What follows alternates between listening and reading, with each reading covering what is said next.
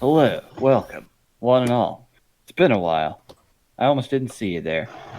So, it's been what? 3 months? Yeah, it's been 3 months. Lots of lifestyle changes happened, folks. But either way, welcome back to another session of the Questing Beasts. This is the first one we've had all members of the party on deck, and honestly, ever since. Yeah, no, this is the first one with all 7 of you. Nice. Groska proves. Okay, so the last time we left our heroes, those mighty 3 months ago, they were left to their own devices for like a fucking hour and a half because I had a real life issue in the form of a pipe under my sink bursting. That was like an hour and a half of my night I never want to ever experience again. And they all just sat around goofing about, and it's all in the recording. You can go and listen to it in real time. It's amazing. Mm-hmm. So, in light of that, one in between those rather colorful spells, what members of the party were present were treated to some rather colorful characters coming in and interviewing for the opening positions as their museum opened. The Hall of Antiquities was greeted with such colorful faces as an old Minotaur chain smoker that Lumi had a crush on for some reason. At least that's what we all like to joke about. No, what? No. They were also treated to a really creepy gray elf who seemed to just get really high on stabbing things. Also, Amako is apparently racist to other dogs. We learned. And then we met a rather lazy, lackadaisical Dragonborn who really bombed her role and just said it was just stuff while applying for a job that literally involved her guarding very important stuff. So that didn't happen. That was silly. So they wound up hiring a few other people. Their old mercenary pal Soren of Tonkin Lumi, who is now helping them out in the research department, mostly just for shits and giggles. And then they also met the absolute delight that was Pierre Smancure, a half-orc noble from Kyra's homeland. And we found out that Kyra is classist, but not without cause. Oh no, well Pierre's is classist too, so all the good Yeah. Adrians are. It's just par for course there. So they hired him, hired his boyfriendo, the Bramsdimian plumber / sewer delver named Luigi, and also met a couple of interesting people to watch out for their animals and help them out in the stables. A colorful little gnome named Schmallery, and also, I don't even know what the fuck this little twitchy bastard was, but they met a guy named Frass, which Lumi named Jimmy, and he promptly named her Keratinous Fibers. He was covered in bugs. It was a fun time. Jimmy. And then the party was acquainted with the fat Roadrunner CK, who now has a touch of demonic possession inside of his body, causing him to grow a flaming crown every 13 minutes, or exactly 13 seconds. Frass thought he was cool. They just hang out and talk for a while after that. And then when the interviews were all concluded and their staff chosen, Kyra received a couple of letters with some long-awaited plot progression, all the way dating back to Session 1. Huzzah! The first being a letter from her college, which, as usual, was full of disappointment. I played D&D to get away from that shit. Yeah, you and all of us. You shouldn't have played a college student, man. Her professor, who is presiding over her grad student program, Professor Blackwood, was currently overseas in the Nykus Isles far to the east on an expedition investigating some old Yuan-Ti ruins, and was not there to investigate the claims against Sayela von Kraft, the traitor / backstabber / rich bitch / Ojo-sama who left Kyra for dead inside of a ruin. And then the next one was a much more supportive letter from her One-san, Nicole, who was, she paid a lot of money to have it sent there as fast as possible, saying she would ruin her as soon as she was capable. Kyra, in a very, very steamed up, very angry mood, was decided she needed to take a walk for a bit. And Irana, deciding that she probably needed to provide some supervision for the angry nerd before she did something she regretted, decided to take her up to the surface level to investigate a map fragment she'd found. And that is where we pick up. So, it's about mid-afternoon in the city of Epton. Same old temperate climate, nice steady breeze up there in the surface level. The sky is just a radiant blue with a few patches of cumulus clouds off in the distance. As you two make your way down to the Wharf District, which is, all in all, pretty nice. It's a river, technically, so it's not exactly got the salty smell to it that you would expect, but it's definitely got a lot of seabirds, lots of different kinds of ships. Weirdly enough, none of them particularly large. Most of them more like smaller sloops and whatnot. Nothing bigger than I'd say they had like maybe one clipper ship in there. Either way, you what should we do to start this off? I'm gonna Well, I say figure it would be smaller ships because it's a river. yes. It's a pretty sizable river, but still. So I'm gonna have you two roll a couple of perceptions for me. See how quickly it takes you to Would find what. investigation work too? No, you're looking for something in this case. All right, so Damn it. oh, 11 and 13. Okay, it takes you a little bit. There are a lot of different various burly, salty spittoon applicants inside or walking around the area. Quite a few Tritons down in this district, as you might be surprised to learn. Most of them very muscular, with lots of tattoos. Waterproof tattoos. Imagine that. There's that. There's some water genasi, a few air genasi here and there. A couple of Sahagin. None of them quite the size of Thark, though. You see, most of them are around human size. So still big. Oh, yeah, for you, yeah. There's really... You do see a couple of smaller fish folk walking around, though. You actually see one, looks like a goblin shark. About the size of a goblin. That sounds fucking adorable. Must be from the Angu. Quite possibly. So, it takes you a little bit, kind of having to ask around, but then eventually you do find one sailor, just this big, let's see here. What sort of fishy fellow would this be? I'm actually going to say you guys meet a GIF. Because neither of you speak Aquan, correct? I No. speak primordial. That you do. The most stylish of all monsters. Bard. Either So way. technically I could parse out Aquan. A little bit, but it's a very awkward dialect, especially because it's meant to be spoken underwater. The Tritons are just kind of all just like just pointing frantically and like in a I can't understand your accent kind of way. But eventually you come across a very stately looking GIF in sailor's attire. Well, that's okay. I just do this. It's like, oh, well, okay. Do you ritual cast that? Yeah, I imagine what I figured out. Going to the. All right. I imagine I ritual cast it ahead of time. Alrighty then. There you go. You take a few minutes, get the spell up and ready, and pretty much the first thing you do when you run into one of them is it just kind of points. Just you kind of can't miss it. It's the biggest building over here. It's like, are you okay? Have you been out in the sun too long? You should get some hydration here. He just kind of reaches down into, takes a flagon, reaches down to the canal water, and flings. The homies read it. Yep. And he no. flings some river water at you from a flagon. So congratulations on that.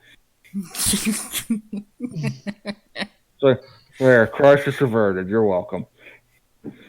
Just kind of walks off. And turning around, it took you about half an hour to find, but it's a very obvious building. The Cartographers Guild of Epton is pretty sizable. But hey, if you get lost in the city, you won't get lost in there again because you've been there before and you know where everything is. It's true. And this is your first time heading down here. So, the first thing you notice is that there is a massive, old-timey, like, you know those tchotchke globes you can buy where like all the different countries are made out of different rough cut gems and minerals. Yeah. Hmm. It's a big one of those that seems to be floating suspended in the air by magic. Floating above a very large building with a reverse dome at the very top, more like a bowl, which seems to serve as a rain catcher. But it's not raining, so it's hard to say. But it is very clearly the Cartographer's Guild. It's written on the top in big, bold print. What do you do? Okay, Obviously go in. must be the place. Let's see if they can make anything out of this. All right. As you enter in, you are immediately greeted with the smells of salt, sweat, cured leather, ink, all manner of things. But it's oddly sparse inside. All you can really see is aren't too really many people in there. There's one massive old like Commodore's desk near the back far wall, and behind it is a big old map of the known world Nice. Nice. in old-timey painting style. Looks like it was hand illustrated. Can I go up there and see if they have any idea where I come from You is? may. You may indeed. As you advance forward, though, you actually notice that the painting is moving. You actually see little ships and little marks of waves moving across the wall. Fuck, you're in Harry Potter world. Run! God damn it! I was thinking that same thing, TT. Oh no. Questing Beast is being written by J.K. Rowling. Yes, you're all gay now. No! You have But no we say in the cannot- matter. We cannot show it in the fiction itself. You just have to trust us. It's implied. We swear. Also, Imako it was actually used to be human and is actually a metaphor for AIDS. Shut up, Yes. fuck off. Oh my god. Good lord. Yes, it makes sense because we say it does. Either Okay. way, So Well, at least it Irana, wasn't Peter Jackson. you are Uh. checking the map. Okay, you see it's blank over there where it is. In your one particular little corner of the map where your homeland would be. hey. And then I kind of just make an observation. Like, are these? I wonder if these ships are real time or not. Nah, they're just for effect. You hear a voice from behind you. And kind of, you turn around and a guy walks out and looks like he was part of the wall. You see, describing this fellow. Okay, you know the blacksmith in Dark Souls 3? Oh, yeah. No. Giant Are we talking Andre or Andre, yes. so the box is from Dark Souls 1. Either way, big, giant, burly dude. Yeah, with a big giant fuck off beard.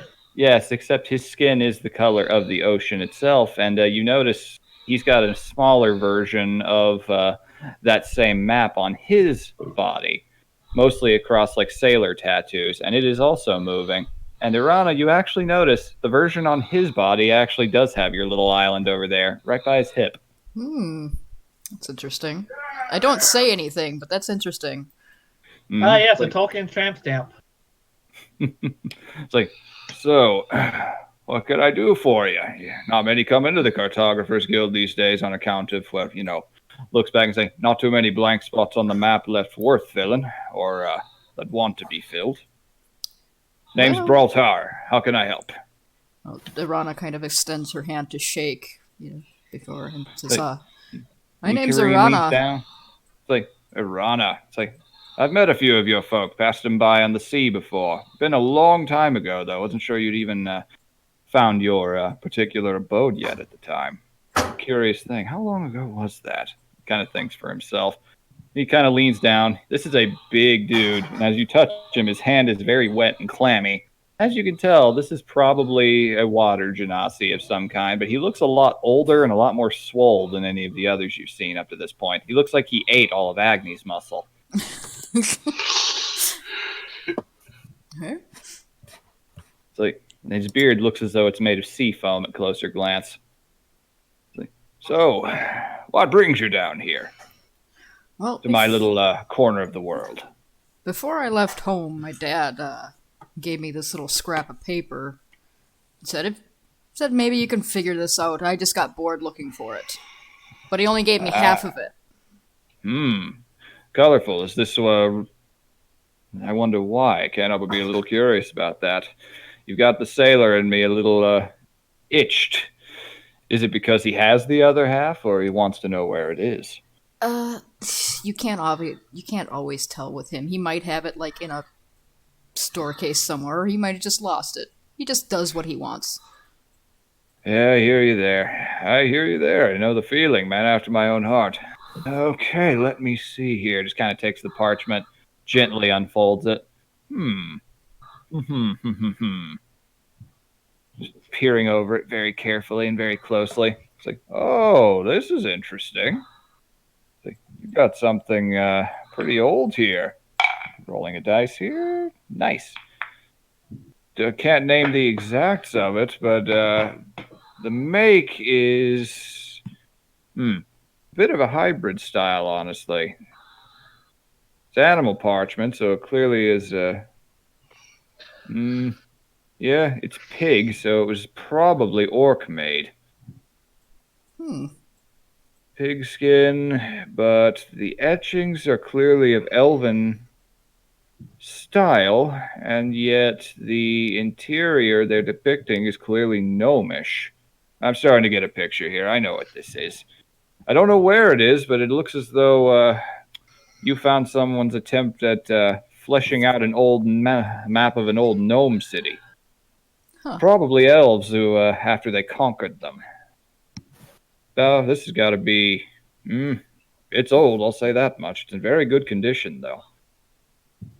Never did tell me where he got it. Well, I can't. I'm sure there's quite the story to it. Either way, it looks to me as though this is one of those cities that the elves conquered and attempted to move into. It's how the drow got down into the Underdark. The gnomes all had those connected back in the day. So, looks like elves were trying to map it out. The use of pigskin's interesting, though. It means they might have had orc help, or maybe orcs were made to fight the elves back then, so... You got a colorful little thing here. I definitely keep an eye out for anything gnomish, see if anything lines up. There are plenty of old gnome ruins out there in the Rounded Mountains. It's where a lot of the early fighting took place. Maybe try around Ithwich if you're ever in the area. Oh, I will. Thank you very much for helping. Glad to. You stoked my curiosity a bit. Thought I'd seen most everything. I mean, kind of gestures behind him. That map's my handiwork. It was kind of the first soul to ever sail the seas all from end to end. Long, long time ago, though. The galaxy, far, far away. Irana glances back to see if Kyra's paying attention, or Kyra if she's is. wandered off. Sarah is, and she's just basically, her vision's just all looking around, looking at all the weird shit.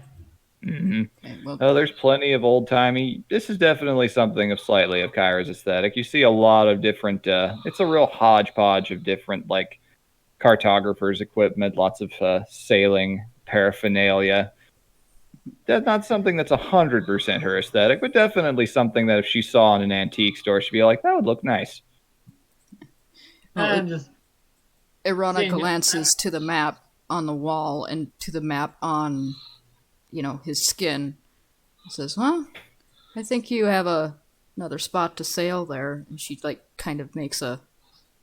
Oh, that was a mutual decision, actually. Found your people a long time ago after they settled. They, wanted to keep it secret. I obliged them. This one's just, for when he kind of taps it and the island, in a very dramatic fashion, appears to sink under a very cartoony-looking Hokusai-style wave on his skin. It's like, that's only really when I am being not observed so much. There are a few islands like that out there you don't want to go to. Some out of respect to the locals, some out of fear for your own life. Oh, but either way. Yeah, roll an investigation check to see if there's anything that catches her knowledge. All right, you may do so. 15. Very nice. Okay. We'll change the map here real quick. over to a better version that's easier to see. All right, you kind of see a little "you are here" thing around Akrori. And you actually notice that you can see some things advancing on their own. But one thing you notice is right around here, there's a little plume of smoke on the map. Huh?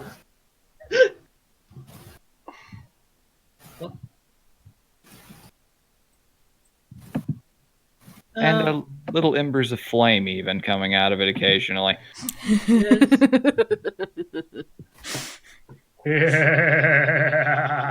Oh, you found hell. Huh. Is this normal? It's like, oh, how about that? I wonder what you mean. Oh. Kind of turns around and his demeanor shifts pretty much immediately. Just, that's new. It's like, wonder what happened there. It's like, oh, that's actually what I came down here to tell you about. Another new voice comes in. No, you all turn around and it's not a Grona, but you see perched up on top of a globe nearby, a little sextant alongside it is the golden winged cobra that she called her familiar. It's like, greetings. Hello? Good afternoon. Ah, Gloomgold. Good to see you. Don't come down here too often. Yes, not have many reasons to these days, Lord Balter. So, that there is actually what I wanted to tell you about. It's important. Pertains to our prior discussions. Kyra's face suddenly turns. Oh, that's her. Oh. What happened? Or was it something you want to tell in private? Like, Is there anyone else in here, Balter? They'd be reacting to you if they were. You kind of know how to command attention. Don't worry, it's just me, and he just kind of claps his hands really loudly, and the doors on the other end shut. It's like, this is my domain. No one gets in or out unless I say so. Go ahead. I'm actually quite interested myself. Am I going to need to change the map at long last? It's been a while. It's like, yes, you might. Considering Argarin is basically gone. Wait, what? We're still putting together the details. And the winged golden cobra just kind of shimmers for a moment, and an illusory holocron-style visage of a Grona clutching a cane appears. I don't know too much. All my men on the inside were, I believe they most likely met their demise in the chaos. But according to the stories, Argarin fell in a day, which is impressive, to say the least. Word's only just starting to reach this area. Is this a good, bad thing? What is this? Given that was a slaver capital on the continent, I'd say that's a very damn good thing. Good thing. Good. I certainly won't miss them, that's for sure. They've been a thorn in our side for a long time. You just jump into theater? What happened? I'm still figuring that out myself. I've heard like 7 different stories.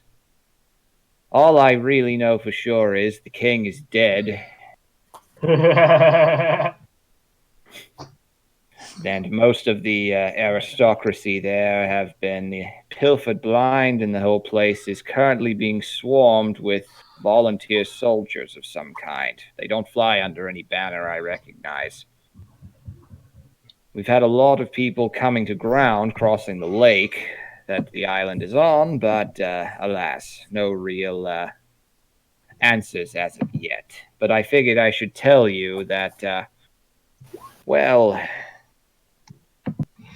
unfortunately, we lost track of you-know-who for a little while as a result of it. She was holed in there thinking she was safe, but she was just seen yesterday in Rancine. Port town, mostly of Madrian make, right at the border of the northern lands where the half-orcs are. So she showed up, and apparently she's attempting to charter a ship back home, apparently out of fear for her own life, is what we've heard.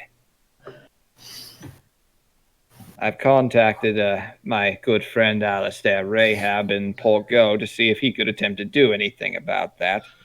He has he has some pull in Rancine, but not as much as in most other ports. And unfortunately, it's most likely the best he'll be able to do is delay. And maybe sabotage if it absolutely comes to it, but his reputation must be considered as well. He can't lose standing. That's fair. Either way, she slipped away due to an oversight on my part, and I apologize. I'll see. But that said, I may have a solution for it. Oh? Might be a bit of an extreme one, though. So come to my tower when you're ready. I recommend you bring along those you trust first, just so this doesn't have to be shared more than once and to as few potential ears as possible. The DM says winkingly. Well, I mean, you know. The DM says. Oh. Also, you could say Argren just got undermined. Haha. I'll have more details for you by then, I'm sure. I'm getting information from McGeely and many others all around the area of the Southern Lands. It's not pretty out there. So, what do we know? What happened to Argren? What's known for certain? Basically what I mentioned. But if the stories are that the king was killed, by whom, it varies. Some say an ex-member of the Magni or someone affiliated with them came in guns blazing and just brought the whole operation down, liberating all the slaves. Others say that he just caused an uprising of sorts. Others say the king lost his mind and attempted to destroy the island himself. And others say that the devil himself was involved. That one seems a bit exaggerated. Either way, we don't know that much for sure. It's just that it's chaos over there, and currently a ex-member of the Magni is there attempting to restore order through a volunteer army of sorts, apparently one he's been training in the mountains for a time. Not sure exactly where that's going to lead, but he's found himself one hell of a base if so. Either way, that's as much as I know for sure. The truth is likely somewhere all mixed up in the middle. Whatever the truth is, at least there's no more slaves there. Yes, hopefully for good.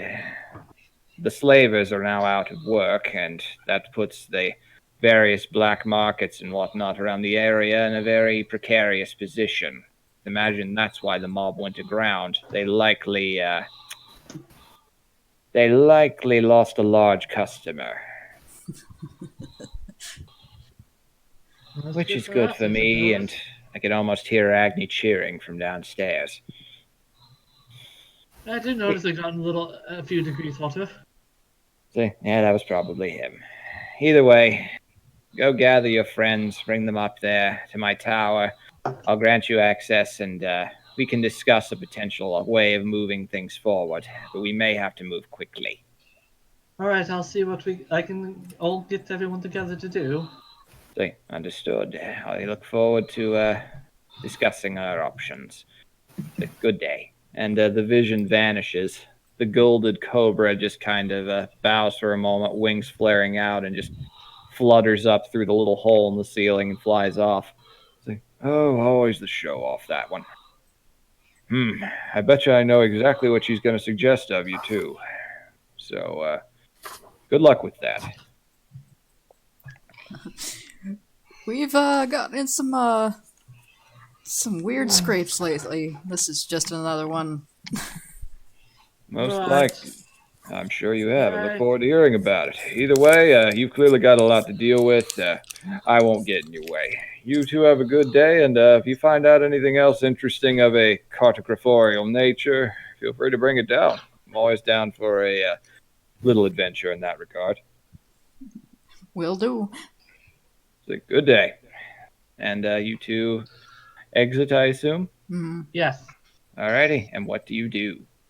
Back to our place, I guess. Yeah, Alrighty. this sounds really important, so we're gonna go straight back there, I think. All right. So you do so. You make your way back down immediately. You arrive back at the museum. There's nobody really there at the moment. Stan is just sitting at the desk going over everything,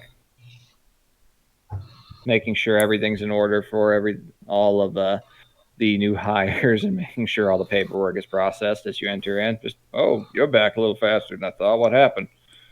We just got contacted by Agrona. She needs to see most of us at her tower as soon as as soon as possible. Oh, that kind of important. I assume by most of us, you mean just those of you who actually go out and do the stabbing bits. Yes. Probably. Tyler was almost racist. No, make him go out too. Hey, she lived. Hey, she lived amongst mostly humans for most of her life in a very. That's why I Human-centric said environment. almost. She got herself. She's a college student. She knows not to do microaggressions. That's why I said almost. My God. But why did you really say almost? Oh, all right. So, do you go about gathering everyone? Yes. All right. What is everyone doing at the moment? Grosk Lorna is is playing preparing- Mario Kart. All We're right. preparing a tire swing for local kids. Nice, nice, Schiller is baking a cake. awesome. Tonk is trying to make this new item he figured out called sending streams. Ooh. All And right. by playing Mario Kart, what I really mean is that Grosk has a small Italian man named Mario in a cart, and she's pushing the cart while he squeals delightedly with happiness. Oh, Luigi. Oh, good. Luigi's brother is alive.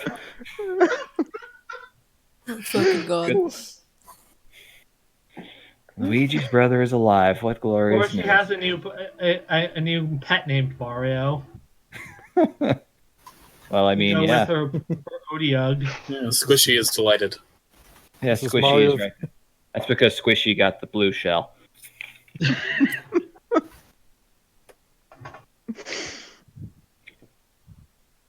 All right, so Here we go! all Is right, who so burning the cake? that's a good Hey. question. All right, what do I roll? Do I slow survival in 5e? Yeah. Let's say survival. All right. You might have the applicable tools. like- Okay. Yeah, no, it is not burnt. I like that you have a 1 in survival. Hey, Lucky I'm not you. from around here. You're All from right. hell, though. That devil's food Yeah. cake looks really good. Okay, so you gather everyone up. What do you do? Basically, to bring up to speed that we're being called by Agrona to go to the tower. Basically, All right. Ron is like, And- here we and go the fact again. I do not know this Agrona. You met her a few sessions back. Oh, Grosk is Also- wondering if she's ever actually met the Spider Woman and Shalur. you met the Spider Woman. You have not met Shalur yet, though. Alright. Well, she's just gonna accept that, just like she did with the other companions we've had. Yeah, there's just Yeah. this little red kobold there now that wasn't there before. But yeah, you and Bruno were there together during the sewers, back with the Beholder and the 2 Manticores, and the B movie script scrawled on the wall. Yeah. also apparently Ogron is currently being raised. Hmm. Interesting. Very interesting. Does anybody recognize Something when with she the devil says himself Argren? raising it. I don't know. I would assume if I know Stan is overhearing that, he definitely his eyebrows go up a bit at the mentioning of that. Just place with all the gladiators, huh? That's can't say I'm terribly surprised. It would figured it would happen eventually. Apparently So- happened almost in a day. Who is raising city? Some sort of wizard?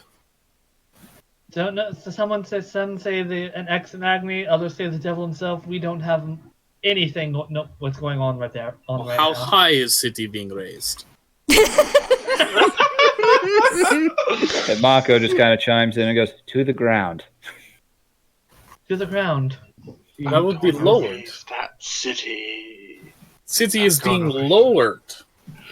When I say raise, I don't mean the kind where you lift it up. It's Instead, being the kind where you knock it down. Look, never mind. Well, Done.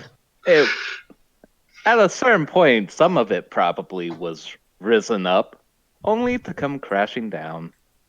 Oh, so they're pulling an Ultron. Yes. I have no idea what she's talking about anymore. Basically, the city's on fire. You never heard a story of Warforged named Ultron? It's very mediocre. I can understand why you miss it. I was sheltered away from shitty Widonian writing.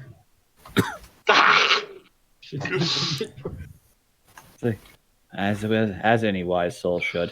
All right, so you were brought up to speed. You all embark all your way up back to the surface quickly as possible. Do you grab anything before you go? Whatever crap I have. Yeah, basically, Kyra just. Gross grabs a baby sweater for Squishy, which is to say she tells Mario to take care of Squishy. All right, then. Basic rations, all that stuff, because we know I've been shunted out of the city quickly before, and I'm not gonna go without food. Yep. Alrighty. You all prepare. Yeah, Shiller's taking the cake he just made. Also, apparently last night, like in case like mobsters like try to attack our revenge or something. Because knowing Kyra's luck, she's gonna get blamed for all of it somehow. Oh, most likely. So, you all make your way up to the tower. Your guards basically start tomorrow. The first one to show up will be Raka, the night guard. So you don't have to worry about that much. She's dealt with the mobsters before. They probably know better by now. Making your way up to the surface, you head towards the impossible-to-miss, towering council chamber with the giant amber tree up at the very top. Making your way up through the hidden elevator passageway you did before, you will enter into the familiar Horde chamber, built to accommodate a full-size dragon, but now just being occupied by a 9 to 11 feet tall, depending on how she extends her neck, golden half-dragon. The robed figure of Agrona Gloomgold is waiting for you all as you enter. She is wearing some slightly different clothing than you're used to seeing. The robes are a little bit less flowy, and her horns are actually capped in, weirdly enough, what you assume is these bizarre platinum molds on top of them. That was quickly enough. Good on you all to come. Thank you for being such short notice. Given everything that's happened, I assume it's kind of an emergency. Something of the sort, yes. I've been talking with Alistair, burning through just about every bit of magic I can spare for the day, communicating back and forth with him. He's not going to be able to stop her, but he did have some news in that regard. He has managed to secure one of his own men, very loyal and willing to do whatever he has to on the ship that she has booked. Mm-hmm. He's managed to secure a sabotage of sorts. He's going to crash land their ship in Nikos. I see. It's a natural maze there, lots of islands, very few of them with ports. If he knows what he's doing, he'll get them to one without one, and they'll be stranded there, giving us time to catch up. Because all likelihood, all frankness, there's no easy way to get all the way to the other side of the continent to a large natural maze of an archipelago. And I can say, Tonka and Grosk, you are both from that island chain. It's where most of the reptile folk are from. It's basically the Lost War or meets Survival or Yeah. Survivor. Not too far off, yeah. So, with any luck, it'll be one that doesn't have anything particularly hostile. But there is also the slight chance of the various other things getting to her first in that regard, so we're not content to just sit idly by and let nature take its course on this front. Of course not. There are all manner of dangers out there. Looking over at Tonka and Grosk, as I'm sure the two of you would be most clearly aware. Yeah.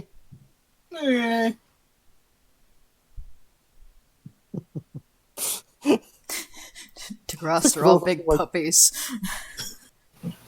You'll scratch their bellies and most of them calm down. I know. Well, I suppose for you, the exotic fauna would be less exotic and more. Oh, yes, that's right. You have bonded with one of them as a mount, haven't you? Good old Stabhead.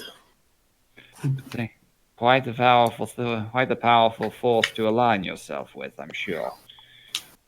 Either way, the local fauna aren't exactly necessarily what I'm talking about. There are all manner of dangers there in that region. Most Like notably, yes, Yonti. Humans from Madria who, in ancient times, attempted to sail over here long before anyone else did, made it to the islands with all the reptile people, and decided they wanted to be just like them. So they contacted an infernal lord, and through an ancient blood pact became some sort of abominations. Not quite one or the other, claiming to be one, but in reality, rather disturbed thing entirely. Yeah, just a bunch of poses. I mean, given Yeah. that Kyrus killed one. Yes, you two have. They are fairly commonly employed as assassin folk, given their natural venom and whatnot.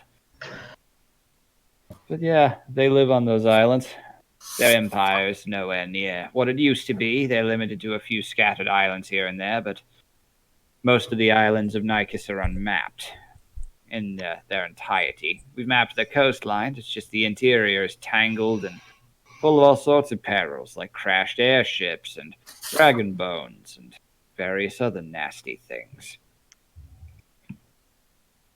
But I believe that it's imperative for the subject we discussed earlier that we get down there. It's a prime opportunity and probably the last one we'll get to get that dagger before it arrives in Madria. Yes, we can't allow that. And so, on that note, the means of getting there, none of them are easy or quickly. Assuming she's already in Rancine, she hasn't left yet, the crew. If she leaves within the next 2 days, it'll take at least another 3 to get to the Nykus shoreline, which would require them being veered off course, some through bribery or just outright deception. Assuming that the crewman succeeds, and there's no smuggler's port, she still will have been on the island for at least a week by the time you get there using the fastest means possible. Although, correction, that might not actually be true. I suppose I should contact him. There's no easy way to say it, but none of the ways that are to reach there are cheap. Of course not. The fastest method would be to sail, most would say, but sailing through the southern seas to reach Nykus is not exactly easy. The southern seas are perilous. You have pirates from all directions. Including Angu privateers, I imagine. Yes. Plenty of hobs in those waters now, too. If you sail the wrong way or get too close, you'll wind up in the belly of a kraken. If not that, there are Tritons, Sahagin, Aarakocra pirates. They're the fun ones. Especially that one Finch. He's a rock. Channels raw primal magic through his body. He's rather infamous for being able to sink ships just by standing near them in the air, summoning storms. He's a rock called a finch. Yes, ironic, I know. That's his name. Apparently he was a runt of his litter. So rocks have litters like dogs, and name them after birds. So it seems. I don't know much of Aarakocra custom. Oh my fucking You're not god. helping anything.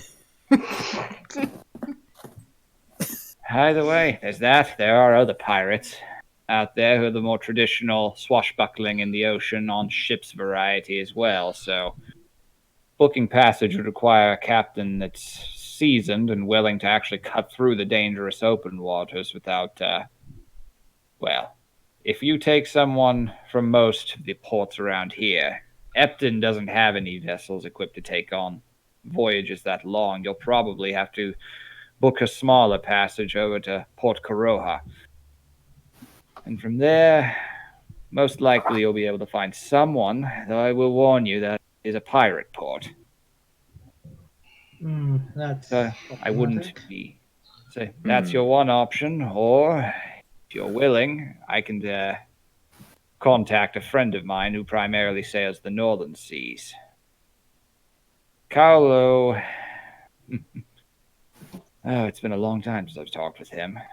But I can get in contact. Another half-dragon like myself sails a ship in the northern seas called the Frostbite.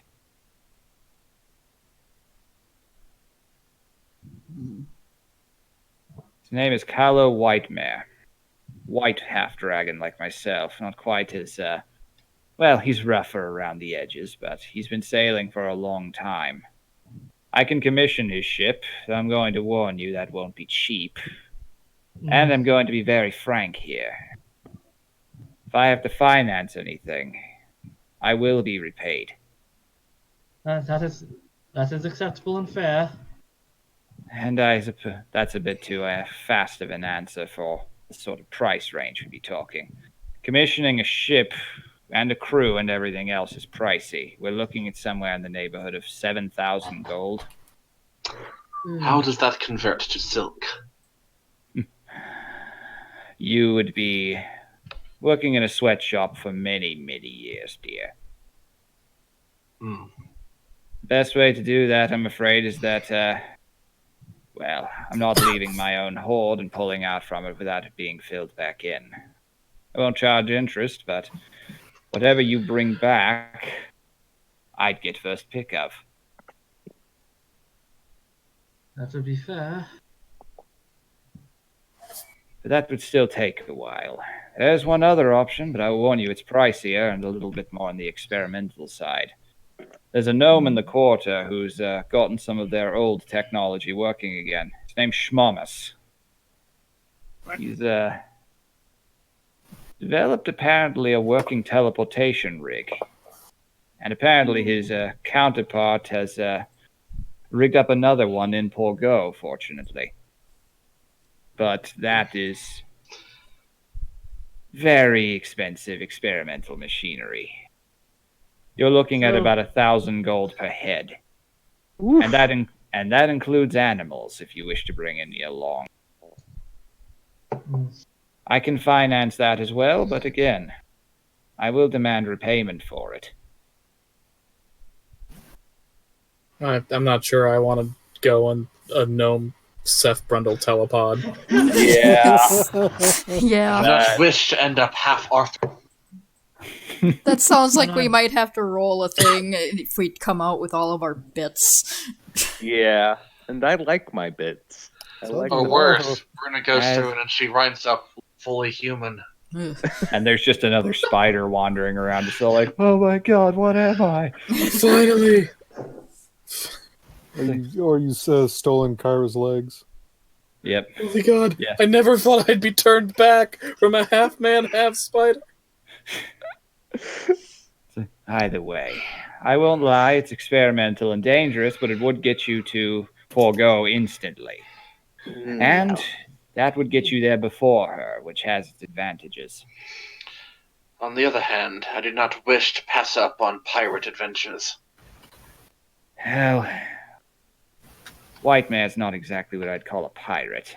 He's not even really a privateer. He actually is a pirate hunter. But you said there were other pirates. So the cheapest option would be go through the southern seas.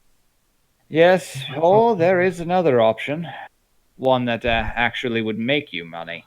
It's probably the most dangerous one, though. You take a guild job from here as a caravan guard. You find one that's quick enough, you can find one at least heading to Formira, which has another guild job. That's probably about, from here, maybe 4 days' journey. Probably to West's End from there. Crossing through the Jagged Wastes would be the most perilous thing. Bunch of crashed airships, fuel leaks there. It's deadly. Magic is wrong in that place. Just Tonk, sounds like you a would- bit rough. Tonk, you would know all about that. That's actually where you got your cannon from. You crossed through there with the Misbegotten right after you joined them. Yeah, been through there. Miserable. On Yes, one hand, yes, Kyra's used to being in a lot of debt. On the other hand, she doesn't want to be. Well, I can tell you one thing. It's just another day at the job. So, If you don't wish to partake of that and want to finance it yourself, you may. At the very least, you can get some pay. I'm sure you have enough funds to get someone from Epton to sail you to Port Kuroha. From there, you just have to find someone sympathetic enough to your cause, though I would be tight-lipped about it. Otherwise, you're going to wind up mugged, shanghaied, or all manner of terrible things. It's not a friendly place, not necessarily. It's always storming there due to its proximity to Runda's old home. just like Ramsden. Worse, I'm afraid. Ramsden is dreary and foggy and always just a gentle misting. This is a tempest nearly every night. Ugh. You may fund it yourself if you wish. I don't know exactly what going rate there would be, but I also say this. It's riskier in another sense. If you depart on your own, without guild help, you won't be able to take a handler with you, not for free. Which means if you find yourself in mortal peril, there won't be someone to come save you. Plus side, handler won't make us fight Devil Joe. That is a very good point. Boy, you guys would not last against Crunchhausen. No. Mm-mm. Kyra's currently trying to figure out the cheapest and quickest way. Well, All the ways have their drawbacks and all ways have their benefits. All frankly, I don't care which one you choose. Just know that if you do so, I can fund the faster options myself. Only, well, I'm part dragon. A lost horde is something I simply cannot live with. So, if we don't give you Horde back, you will die. Kyra Eventually, yes. Kyra's having an idea. Awful, awful idea. Speak, friend. Up And to you, enter. of course. You discuss it amongst yourselves. I understand it's a difficult and not easy decision. All frankness, even if you sold that museum of yours, it probably wouldn't be enough money to secure everything. And then there's a matter of knowing. Fundraiser. Feel free if you wish. You may ask around, see if anyone is willing to help you. Your handler at the guild might certainly be capable of finding you a job that is lucrative enough. But that's going to take a time we don't have. could do half and half. Ride a guild job up and then just charter someone the rest of the way. If there's one available, certainly. In the guild, there are two of her companions who do have wanted posters, but I'm not sure how bounties go for guild jobs. Oh, that's usually more of a volunteer basis. Someone claims it and then they go off looking for it. It's rarely so organized. It's a little bit more martial law with that particular branch. Grosk, how are your theatrical skills? Hey! They ask the fighter about the theatrical skills and ignore the bard.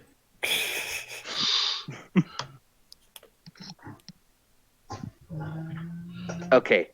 If we Was coach Gross her, Joe Pesci impression. You like? needs some work. Hey, I Joe Pesci. Yeah, now Gross will do John Travolta. Hey, Jesus Christ. now Christopher Walken. Hey. In my home country, I was revered. I wonder, would I be able to book something at the last minute? You think we put on benefit concert? Exactly. It could work. Either way, I suggest you discuss it amongst yourselves and try to find how you'll have the money. You'll also want to stock up. If you're going to Nikos, you're going to need all manner of poison resistance. It's a fishing pole. That's all you need. If you Oh, want yes, fishing that's pole. right. You're from the Turtle Island. That one is relatively peaceable unless you're vulnerable or allergic to jellyfish stings. Which, all Peaceable. fairness, almost everyone except your people is. Baseable. You never been out in the ocean. It's a nightmare. I suppose I haven't. Look away for 1 second. Tiger shark eat your baby.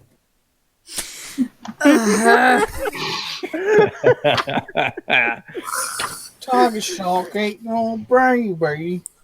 I thought it was seagulls. Seagulls. Fucking seagulls. Wait, Like, wait, you guys have them here too? Wait. Jesus fucking Christ. It's a pause. There's seagulls over there? Yep. I guess they live everywhere. Damn they- rats will clean. Or did they come from there? Fucking seagulls from hell. Oh. Maybe they just developed in both places because life is cruel. Maybe it's because they're delicious. Well, kinda. I'll catch you, little fuckers first. Alright, I'm sorry. so to recap again, what is the cheapest option? The cheapest option overall, easily, is to get a guild job as a caravan guard. Because you'll actually get paid to do that. Yeah. It's not the fastest. Depends on the nature of the caravan and where they're going. You probably have to get a second caravan after a stop and make your way from there. It's a little dangerous. You'd be crossing terrain that has some monsters in it. Most likely you're guarding. But with Argerin no longer in the picture, there won't be slavers most likely so much as just common brigands if you can encounter any ne'er-do-wells. Also, like us, But that's also the longest too. we Yeah. could do the half and half. We ride the guild up on a caravan. You know, we take a job up, and then we charter a faster boat at the halfway point. Well, there is no naval option at the halfway point, most likely. Oh, there isn't? If you look at the Yeah, map. because Formera is just right in the middle of a desert. Yeah, we'd be going like this. Across this Yep, way. all the Okay. over to Porgo, most likely, or to Rancine, depending on where they're going. Rancine would take a little bit longer to get to Nikos, but it would be less dangerous. The quickest way out is to get financial support, but she also takes her cut. Hmm. Yeah, which, all We better frankness, Better hope we find something. Yeah, that seems iffy at best. Yeah. Perhaps we could take her finances and then perform an exotic Outlander show and raise money there. We're already out. You realize it's a tourist attraction, right? Tourist items.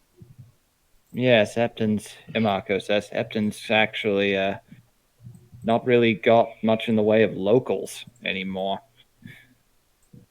Almost everyone here is from somewhere else, except for the Genasi, and even they're technically from the elemental planes. So our options is go down the river to basically Tortuga, hope to find a boat there, and then sail to the Echoes. Yep. Or go across a very long land track. Yep. Instantly go Or- there, but be in debt for the rest of our lives. Yeah. Well, And you it's- could pay for a ship yourself, but you can't guarantee who you'll find. That entirely depends on how much you can persuade and, negotiate with pirates. That sounds the most fun to me. Or, Out of character. or you charter a very fancy ass ship from the northern seas by a half dragon you don't know, and if he's anything like her, he's probably going to have his own agenda too. Yeah, also sounds fun. Kai was suspecting that he might take the dagger for himself. She isn't saying that outright, but she has that suspicion. Yes, you may be in this working relationship with the grown-up to find this dagger, but that doesn't mean it hasn't crossed your mind that you are being used. Yeah, Kyra knows that for fucking certain. I'm out of character. I'm leaning towards going directly across the land bridge so we don't have to be in debt to this half dragon for the rest of our D&Ds. Yeah, like that just. Yeah, if I want to be in Doesn't seem debt to someone that play Animal Crossing. Yeah. Ugh. Or, not play D&D and just live life. And also, going this way, we'd have Mitzi, and we would, be more likely Yeah. to survive whatever the hell we run across. Yeah, Kyra wants to go quick, but understands that there is no quick option. To be None that are don't come with some drawbacks. No. Yeah. So I have to go the slow college way. Okay, so you want to discuss this in character, or should we move back down to the You can discuss in character if you so choose. I think it'd actually be kind of fun to see that. Kyra only has like 200 gold to her person right now, so Are we outside of are we alone yet? Yes, you guys have made your way back out into the main street. Grosk's parents had great saying. And that saying was, never get in debt to dragon. That sounds Because like dragon eats you. I That's say we fair. don't get in debt to dragon. Yeah. I'm with Grosk on this one. I mean, Agrona seems very nice, I guess, is the way to put it this. Even nice dragon eats you. But she'd Yeah. eat us if we didn't pay her back. And what if we don't have enough? Ever? Yeah, and plus, based on where I come from, I don't think we want to be in debt at all. It just says the hounds you. warlock. Yes. Hey, he's a warlock from a very amiable relationship. yeah. I'm Actually, talking she's- about Poe. She's always been right cunt.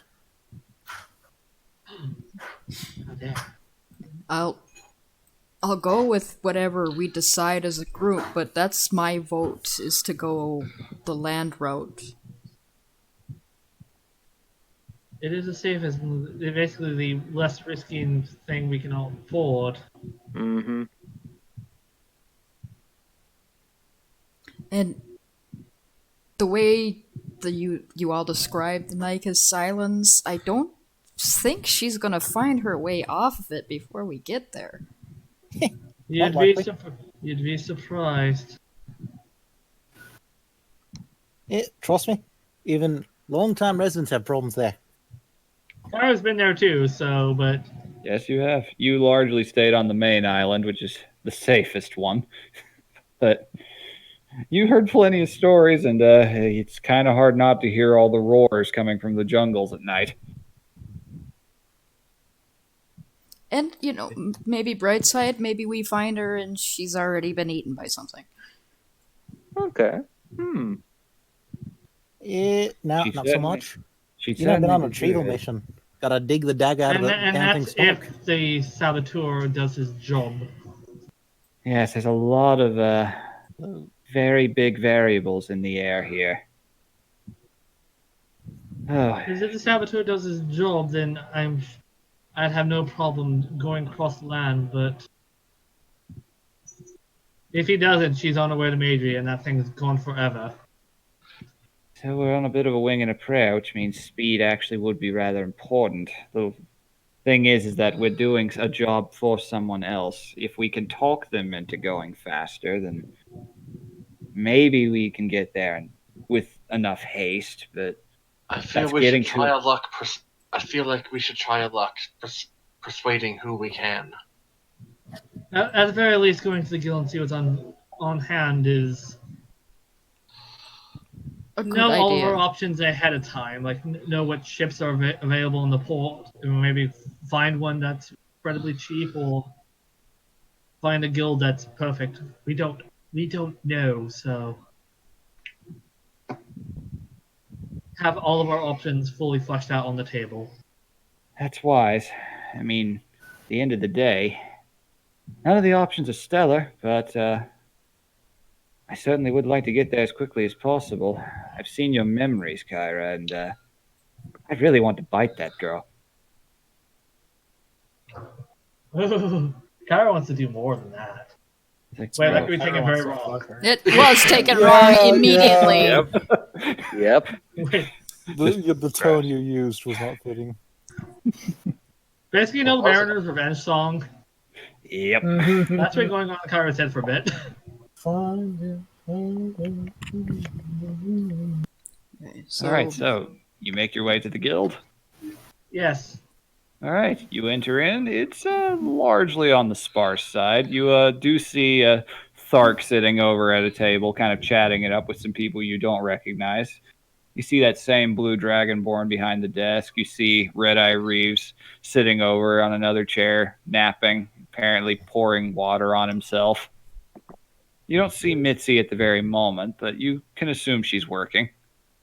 Either way, we might as well just tell them the situation as All much right. as we can. All right. we could probably just tell them that we need to know if there's any guild jobs that will get us across to Porgo fast. I forgot, how much is Thark and Mitzi in the know of what we're doing? Thark doesn't really know anything. He just knows you guys. The most that's happened is he was there at the nightclub. Mitzi knows your story. So, Reeves does not, but he's kind of in a, I don't need to know. I don't really care what you do in your own time, so long as you do the job you're paid to do when you take one on. He's a boss, essentially. Yep. Reeves just kind of sees you guys walking in on a large group. Just, I'd ask where's the party, but clearly looking at one. What do you need? God damn it. We just got a tip on where someone is, and we need to find either a guild contract that goes there or some other job that can get us to the Niekus or Rantina Porgo as swiftly as possible. Oh, cross country. Well, let me see here. Just kind of walks over and just starts flipping through some papers. There's like, let's see. Caravan guard isn't the most common thing, but we usually get at least one every few weeks. I'm sure there's one. Oh, yes, here. We do have one. Two, in fact, actually. Oh. Appears they're both traveling together at this point. They're both leaving in 3 days. There's Low. There's the proprietor of the Wonky Pommel, a magic item shop in the bazaar. One, oh, right, I remember him. What's his name? Oh, right. Othniel Stone-Eye, lizard folk. He's, heads up a magic weapons shop. Apparently he's headed to Formira to check out something someone dug up. You know what that city is, right? If you don't know, if you wish to inquire if your characters History? know, you may roll a history. Would Kyra have any benefits of this? Not that Not that you she need needs it. it. You don't Oh, need you know. any. You never need them, dude. Yeah, you know what Formira is. It's the city the Thrykeen were building. Oh yes, that was a Thrykeen city, so something. It's basically the world's biggest termite mound. Just this big giant spire of white stone several hundred feet up in the air. sticking straight up out of the rock in the desert. They built it in like a year. It's amazing to watch from a distance, if provided you weren't, out during feeding time. Once everything happened with the invasion, they all went underground and the city was left uncompleted. Some people moved in. It's actually a rather booming port. There's groundwater down there from the Underdark, so it's a bit of an oasis. Hmm. Let's see. He's heading there. Apparently they found something. Probably something Underdark related down there that they want to look at. The other is... a little bit more charming. Family of kobolds that's looking to go to Rancine. Apparently they're looking to migrate over there, get out of the city in light of the Hob invasion scaring them, apparently, according to their reasons. Yeah, I said it. Don't blame them. Looks like they put a good chunk of their savings into this one, but it's still paying a little bit. Oh, wait, no. Never mind, I'm sorry. I misspoke. Mr. Stone Eyes already booked a guard for his caravan, but the kobold family's available. Payment's only 1,000 gold, but that's a lot for a family with 5 kids. I see. So how quickly are they leaving? 3 days. They're still getting everything together. Bruno perks up at the sound of that. Come on! Lumi Always says in the helping background. I do not know if my honor will allow me to pass up an opportunity to protect the young ones.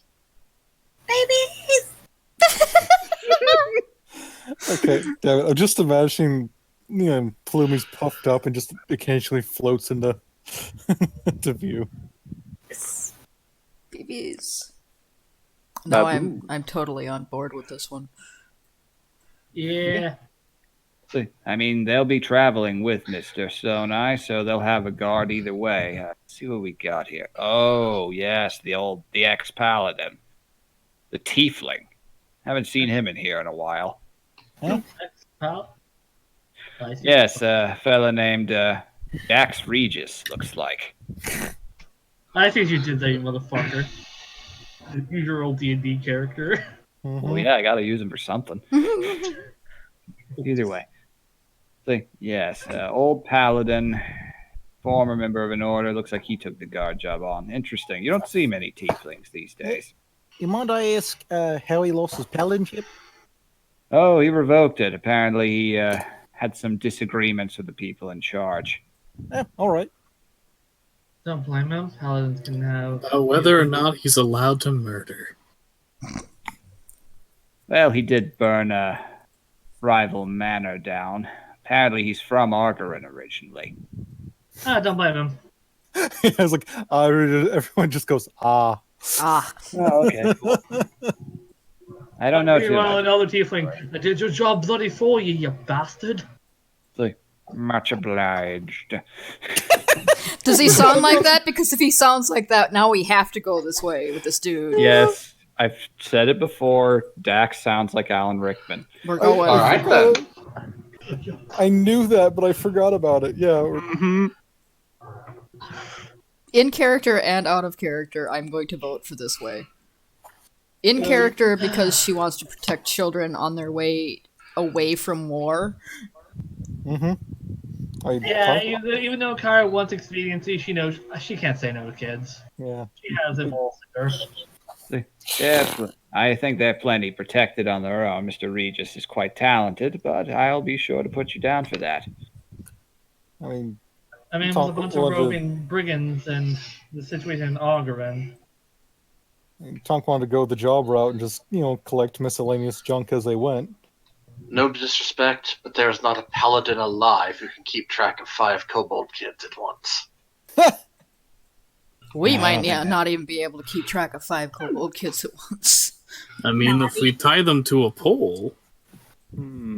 Just the entire party turns slowly. They're a rambunctious bunch. I met them very briefly back when they put the money down for the job. Apparently the kids were all standing on each other's shoulders, called themselves Koboldtron. Well, that fucking tears it. Fucking sold. Oh, it's like the DM knows our weakness for children. I don't know if we should take this. We have Kobo babies. Well, All right, fine. How many years of my life do you want?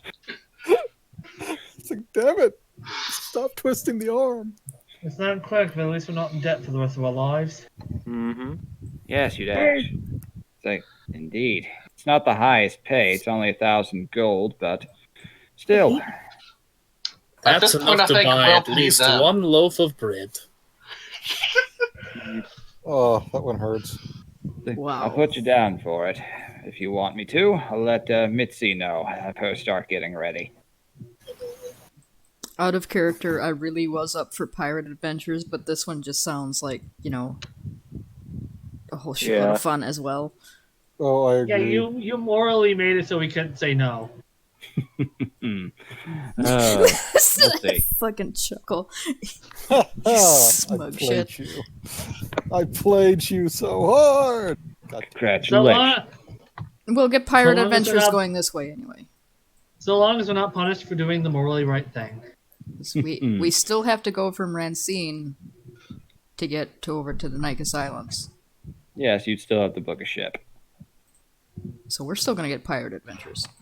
Either way, the 1,000 gold we can use as the payment for the ship. Yes, yes. All right, sounds like we have a contract then. I'll let Mitzi know. You all spend the next 3 days Also- getting ready. Kyle looks through the bounties for All right. Button Delgado and the one guy. Is Hyela there yet? Yeah, her name is on there now. Mark me down for those three. Oh, well now. All right then. Mark me down for those. Well, we don't have a knife for you yet, but just kind of pulls one out. Like, just scribble your name there on the hilt. Kara does so. Like, just stab. Just stabs it in. A knife in all three of them. It's like, all right. It's like, good luck with the murder. With the murder. It's Okay. like, I'll let Mitzi Also, know. since Hyela is there now, how much does she cost? It's pretty sizable, considering that the person funding it is the leader of Agnes Paladins. Ah, It's let's say it's no small sum. It's actually 12,000 gold. so bring, so if we bring her back, that pays off a Grona. if we If. had. Yes, that's big. Yeah. If. And Buttons is like 500 gold, I think. Yes, Buttons was 500. Ezekiel, her butler, is currently sitting at a nice hefty 2,000. Mostly just as being an accessory.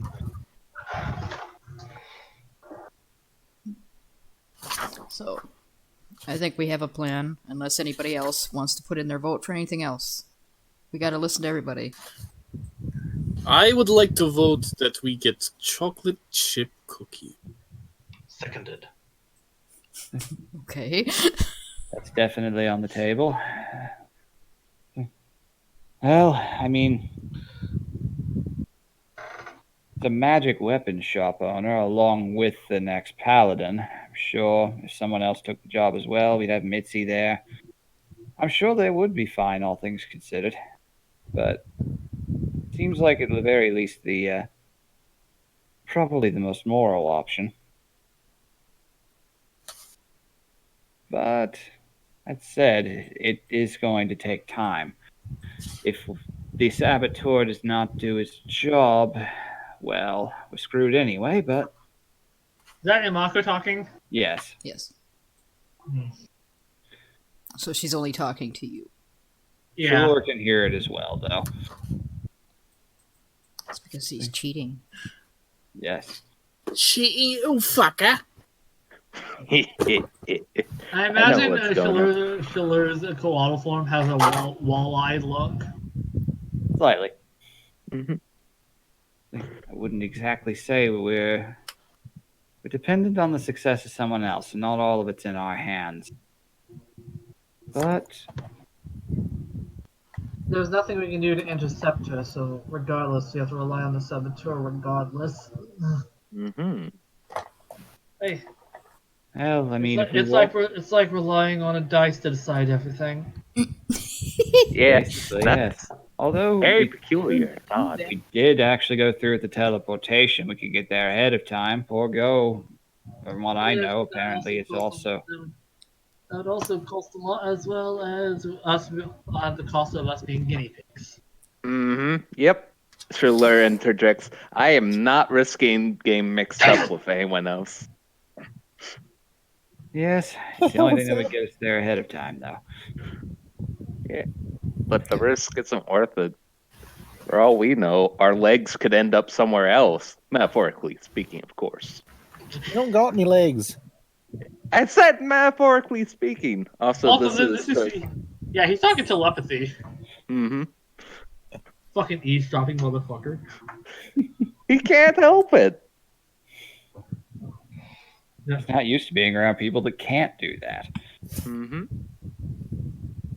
Well, I guess we spend some time getting ready the next few days. Make sure that everything's ready, and probably.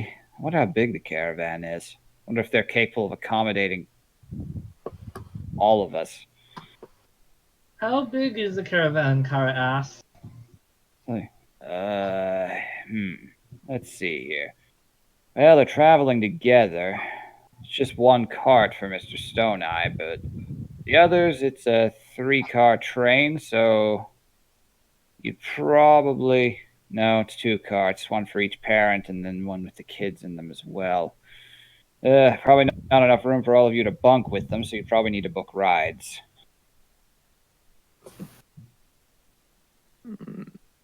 So, I can Dire s- Roadrunners then? Most likely, yes. Mr. Hatchet can hook you up just fine. Thankfully, we walk now my have feet one for of our many own we days. can use. Thankfully, Kay says that we have one of our own we can use. Unthankfully, it's CK.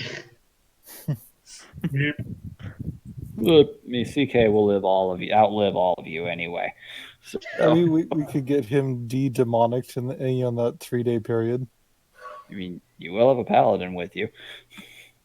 No, I mean, like the 3-day to the. I know. All right, Kind of so dickish to go, hey, while we're on this mission, can you do me this favor? I'm just saying, it's a little dickish, slightly. Well, regardless, since boats aren't an option and going to Kuroha is way too much of a gamble, this is our own shot. so it Kara, as seems. you can tell, is super stressed. Runa gives her a pat on the shoulder. Oh, well, for tonight at least, I suggest we use up some of this food we've got in storage since we're going to be here a while. Let's break out the good shit. Irana just looks to Rana. Am I not good enough for you? Irana's just inside her. Mako. No, she's probably looking at Irana like, cooks me something.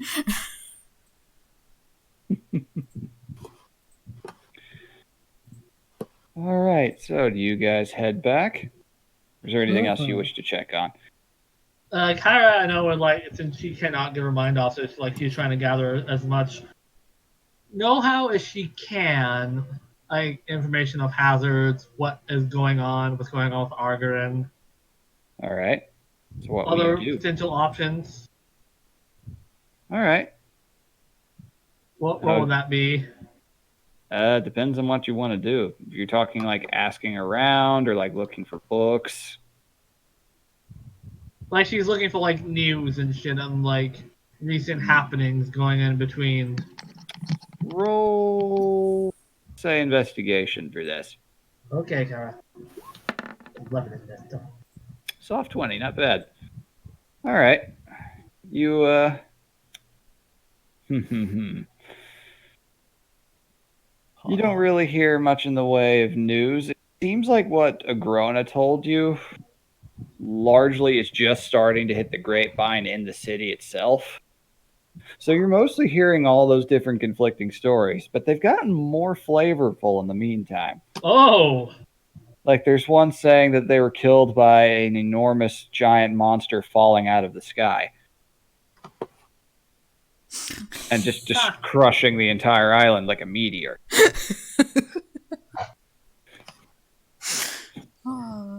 Get out of your standalone campaign.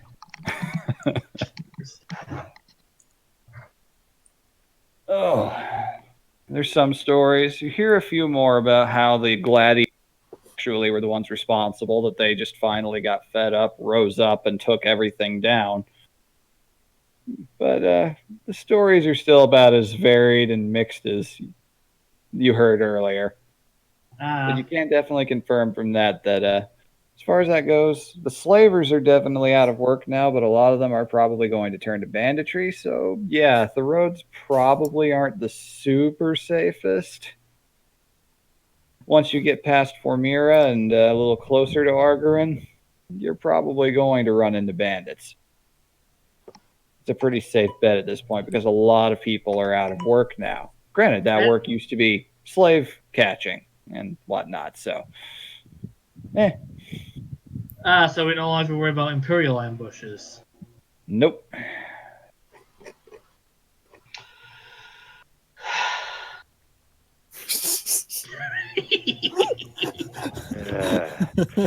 Just that soft sigh of exasperation. Yeah. I was waiting for someone to react. Damn I wasn't going to give either of you the satisfaction. Hmm. Damn Imperial ambushes. Otherwise, she is gonna like look into books, look into like anything she would need to like prepare or buy or. All right. Well, you Another guys. investigation. Sure. 14. A little lower. Wow, That that's was a low for 2. you. That's a 3. Wow.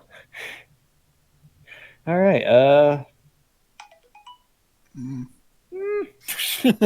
Books don't tell you much more than you already know about this whole journey. Just it's a desert. It's kind of not been around long enough for people to have written complex ecological treatises about it. But from what you remember, obviously, when you last wandered through it on your way to Rockfort, you encountered a little roving band of tiny little cactus people and giant scorpion. And that there are demons out there now, which is fun. Notice itself. Where are the Cactabot Flower of Leadership? Just in case she needs to make diplomatic ties again. I don't know, man. They might have like blue flowers or some shit. You could be wandering into some West Side Story stuff. My fucking That's why God. Kyra is also going to make sure she reads up on that before she goes back out. There's not a lot on it. So Kyra's looking up the specific flower. There really isn't much information on cactus people. So now you want to check would help me. They are spiky. They are sharp. Do not hug, no matter how cute they look. Aww. No promises.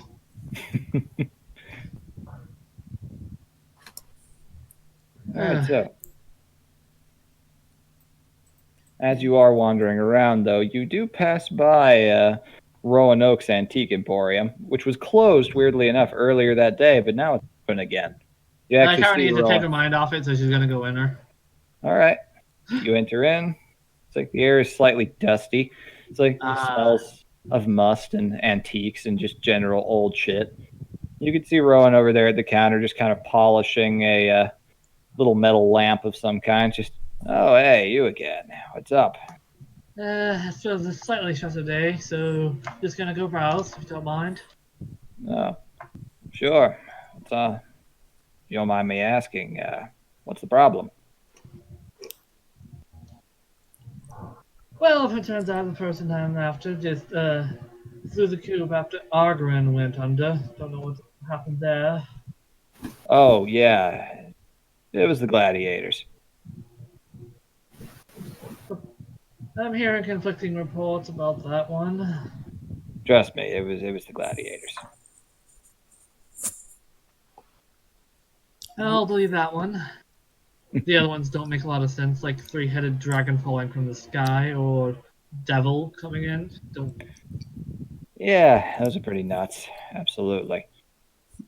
Roll an investigation on him. If you were there, you could. Oh, no, I can't. It's like, So, So, are we following her? if you wanted to, you could. Sure. Unless I have Kyra one wanted to be accompany her. alone. All right. Yeah, you're inside the antique shop. Most of you have been in it before, but it's There's always something new every time. yeah. Rowan gets around. He just seems to kind of disappear and reappear. There's something clearly up with the guy, but nobody's entirely sure what. He's always covered in dust for some reason. It's like he's emanating the stuff, which I mean humans technically naturally do, but not at the rate he does. So either way, we need to get us through Unseen as quickly as possible, and the only way we have now is put us They- on that or take a long way around. That's so. Is Francine with a destination that they are currently at, or are they heading somewhere else themselves? They're about to head somewhere else. I see. I believe the long trip will be worth it. And there's Rowan- someone else that's going to try to make a delay to the Echoes, but there's no guarantees on that one. Took you guys time, so either way, we're SOL. Nicus, eh? Beautiful country, lot there. If you don't mind the tripwires, tiger traps, tigers. The tree speaking Vietnamese. Yes, That was out of character, by the way. yes, it was. Like, The trees. Pokemon. Gotta catch them all, Pokemon. Shoot 'em all, Pokemon. Agent Orange, I choose you. Oh my god. my god. Holy shit. Actually, I'm gonna have Bruna roll an investigation because I just do investigation to see what she can learn about the area we're heading to because I just remembered her nieces were up there. All right. Oof, 9. All right. You don't find too much in the way of new things besides what's basically been said. Nicus is a big place. It's a big island chain, mostly home to reptile people. They colonized there after the war with the elves that created them as weapons. They were liberated by the dragons and everyone else. They now live in that area, pretty much claiming their own little slices of tropical heaven. It's basically like living on the 5 deaths, only with magical animals too. And there's also a bunch of crashed airships Fuck, from which one has equal penna? Oh, you'll find out. Oh, Oh, no. no. Either way, Sounds nice. Oh, it's a lovely place if you're capable of fending for yourself. You have to hunt there to survive. But yeah, Was that TT? You mean we're going to have to hunt monsters?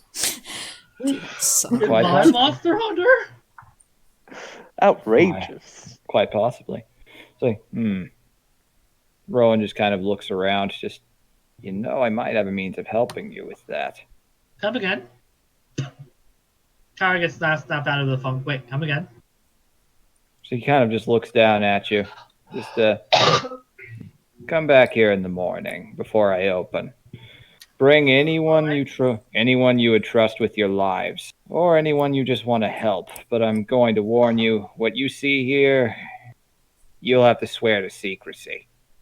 This is something not that the can- first thing I've sworn to secrecy lately, so must one more, right? Oh, trust me, this one's going to be a little bit much for some of you, but I might be able to help you get there faster. Apparently, me. this is pretty important. We need one more character to tell us to come someplace later with people that we trust with our lives to make a trifecta for this episode. Give it time. Probably in a situation where it really was overdramatic to say that. Just Shular suddenly, quick! I need you all to come here. I only bring people, especially with your lives. A warforged crashes down through the ceiling. Come with me if you want to live. If you want the lunch special, come here tomorrow. But only with people that you would trust with your life. Only It's an people you would accept. take a knife in the back for, specifically in the back. Why so specific? Voice in the Like- sky. Ha ha ha ha. Pat's back. Like, Depending on what happens, you might have to scrap the contract if that requires it. But oh, a contract, you say? You've already taken something up? maybe perhaps, I'm not sure. What details you got? I was thinking about heading out on a trip recently. I could watch out Right for now, something if you. Right now, it's a caravan escorting a lizard folk professor to Fulmira, as well as a Oh, family of kobolds Othniel. who were insane. Othniel's a good friend. He's Gargus's husband, actually. Really? Aw. Yeah, those two. Othniel was a slave in Argarin, actually, originally. He was blinded as a kid. He's a Tuatara lizard folk. Very interesting. He actually sees through that third eye on his head. Hmm. He's a colorful one. He can appraise magic items like nobody I've ever met. We work together on occasion. He wants Gargus to just come back home, all frankness. I think part of the reason he's going out there is because Gargus is currently in Formira. Well, I'm not going to miss a lover's quarrel like that. Trauma? Let me get my popcorn. All right. Tell you what. I'll show you this, and if you need me to, if what I show you, which I will warn you is not for everyone, if it is all right with you, I will watch the caravan for you. I wanted to get out for a bit of business anyway. Formira is interesting. Lots of Underdark stuff washes up from the water. Meanwhile, you get a one day a Thraking pops out. First blood. Just starts running around in the desert, just on fire the whole time.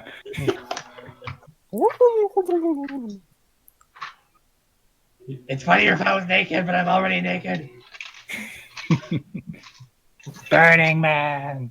Piss. Oh my God. Oh my god! A fact finds a furry Burning Man. Finds a bunch of hippies. Like, dude, Burning gives me an Mantis. idea. The new ritual is born. Burning I Mantis. fucking God. Oh, I love it. I'm just All right. imagining he's Marking just down a new holiday. I'm just imagining the Sog's wandering around in the upper world. He's like, this place is shit. I can't believe anyone would go here. He stumbles into like a patch of bushes. All of a sudden, it's like, this place is great. Just sits down. Everything's on fire around him. And it's getting better. It'd be like that one scene in Samurai Champloo. Yes. The giant marijuana Oh patch god, I is just on realized fire. Saga, since he's constantly high, is basically the Thraking equivalent of Florida Man. It really is. That's great. But either way, I'm sorry we tangented. it's fine. It was funny. It happens. Well, we might have another option, which we have for the secrecy. I pretty good at keeping secrets. Yeah. Haha, says the players. Aha. Grosk hasn't even told you her real name. His joke, Wait, you're- laugh. Wait. And I have not even told you my fake name. I got money on Tabitha. It's a Tabitha. No, it was joke. It's Damn it. Wait. Your name's Grosk? Huh. of course it was. Bill. You're game there. Oh, right. Those two haven't technically spoken to each other yet. We're just making awkward eyes at each other, going, "Do I know you?" Say, oh, yeah, there's a little red kobold here with the others. You haven't even seen what he really looks like yet. Nope. Oh, that'll be fun. Oh, yeah. I don't know how, but I think Roanoke knows what Shalur is. Just assume Rowan knows more than he lets on. That's just a general rule of thumb with him. All right, so he said to go and meet him in the morning. He leaves you with one additional recommendation of if you want to get any preparations done, he recommends you go ahead and do them. Alrighty. Getting whatever I think I would need in the Nykus Islands, like any, supplies, all that kind of Also, shit. I was gonna do any paperwork ahead of time. I was Yep. told to Like, get. switch the contract if need be. I was told Yep. to get poison shit. Should I get poison All right. stuff? All right. So She you said asked poison around. resistance. Yep, you are. If you wish, you may roll an investigation around to see and ask around where you can find potion Can sellers. Kara help? Yes, you may. So you'd have advantage. You all want to be going around doing that anyway. All right, that's good. It's not a particularly high save. Everyone immediately tells you exactly what it is. Hold on. Oh wait, no, I remember now. They all say, "Yeah, you want to go to McBeatles. It's in the bazaar. Just follow the signs." I mean that.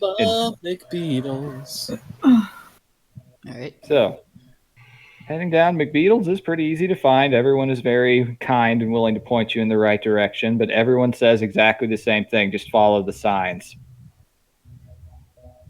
Okay. As you arrive, it's a fairly normal-looking building for the bazaar. It just has big draped curtains in front of it. You definitely could smell the alchemy coming out of it. Weirdly enough, there's a strong smell of formaldehyde in there. Gross. And as you enter in, it's kind of dimly lit, has one overhead light hanging down from a amber crystal up in the ceiling. And as you enter in, let's see, I'm going to roll for which one of you this happens to. Oh, lovely. This room Come smells on, of Kara. death. Come on. Bad things always happen to you.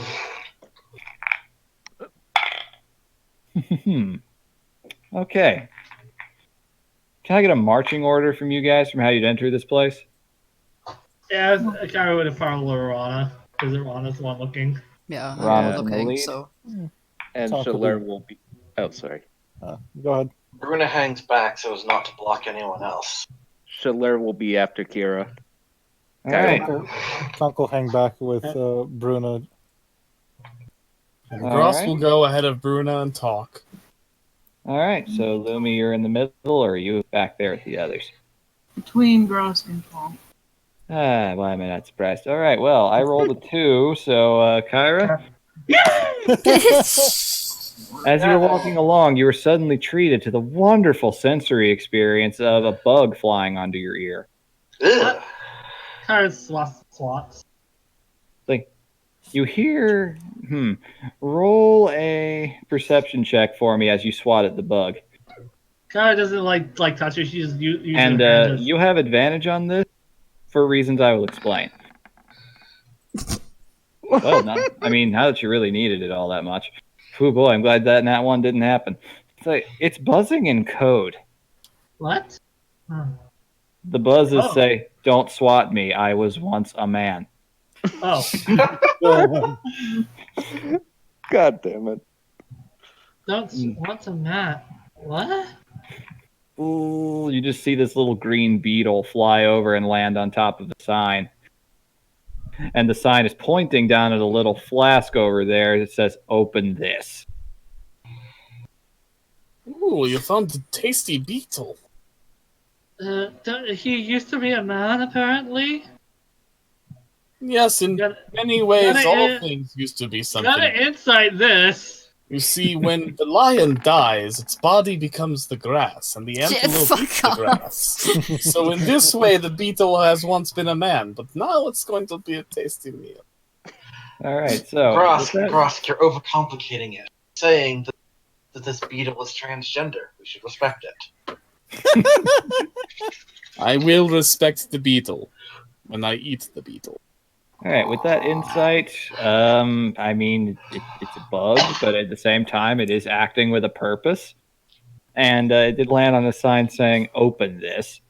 The potion. Yeah. Kara tentatively. Boop. All right. A big, thick cloud of green smoke that just smells of, weirdly enough, mint.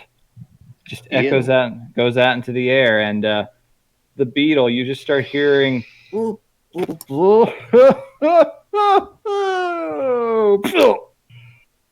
and this bizarre-looking figure just kind of emerges out of the fog with 4 shaky bug-like arms. It's like watching Brundle fly in reverse in silhouette form. As the smoke Do I need to clears, roll a con save? no, it actually smells kind of nice. It's like, oh, thank God. Oh, it's been so long. It's been 6 days. Welcome to McBeatles. Don't mind that. That's my little cross to bear. What can I help you with? Are you okay? I'm cursed. What do you think? You put me in mood for beetles, so do you have beetles? I attract them all the time.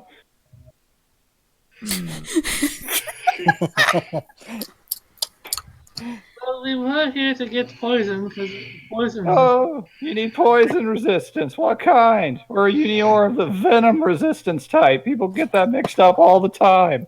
It's killed We're so going to many the- people. Go to the Nike Silence. Oh, you need Yeah. both. You need everything. Yeah, for sure. Hold on. Just kind of paces over to the shelves. Feels so good to have functioning bipedal legs. I would not know. I'm Same. so sorry. No, you have legs, little friend Bill. Thanks, See? Look at your Charlene. wonderful legs. Oh, We're just going to be guessing each other's names forever. I don't want this to end. Really. All right. I got your standard poison resistance and venom resistance right here. Just kind of plops a few bottles down. They are green and they have various different skulls inside floating in them. Most of them snake skulls. A few of them frog skulls. They're cocktails of a sort. Snake wine. Yeah, basically. A little bit for flavor. Shalur just his face grows to one of somewhat distaste. Basically, Shalur's doing the PTSD dog face.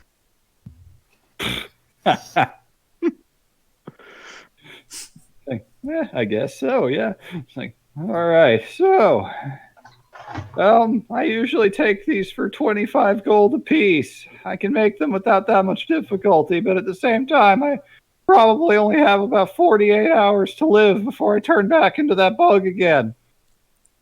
I failed my dissertation project at the Wizards College really badly. I'm kind of permanently cursed. I'm trying to find a cure, but it's hard to do on account of the fact that I'm a dropout, and not everybody lets dropouts read up on shit.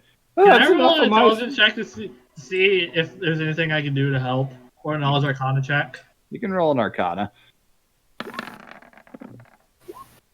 25! Not bad. Oof. Shalor, you're just kind of weirded out by the snake wine. Oh, no. Makes sense. With those, you definitely get the vibe that he probably tried to cast magic a bit beyond himself, so he kind of gets polymorphed into a beetle every couple days, and he usually has to prepare a counter potion that only works after it happens. But you think that probably could get somebody to do something about it, but he'd probably need a pretty strong wizard capable of removing that level of a curse. So it's like a 9th level curse. Yeah, he accidentally really made something beyond his ability to control for his final exam at the Ithwich Wizards College. So now I just make potions for a living. Question there, fella. Why don't you just get one of them, these little automations to keep popping the cork off so you don't have to rely on people? Huh.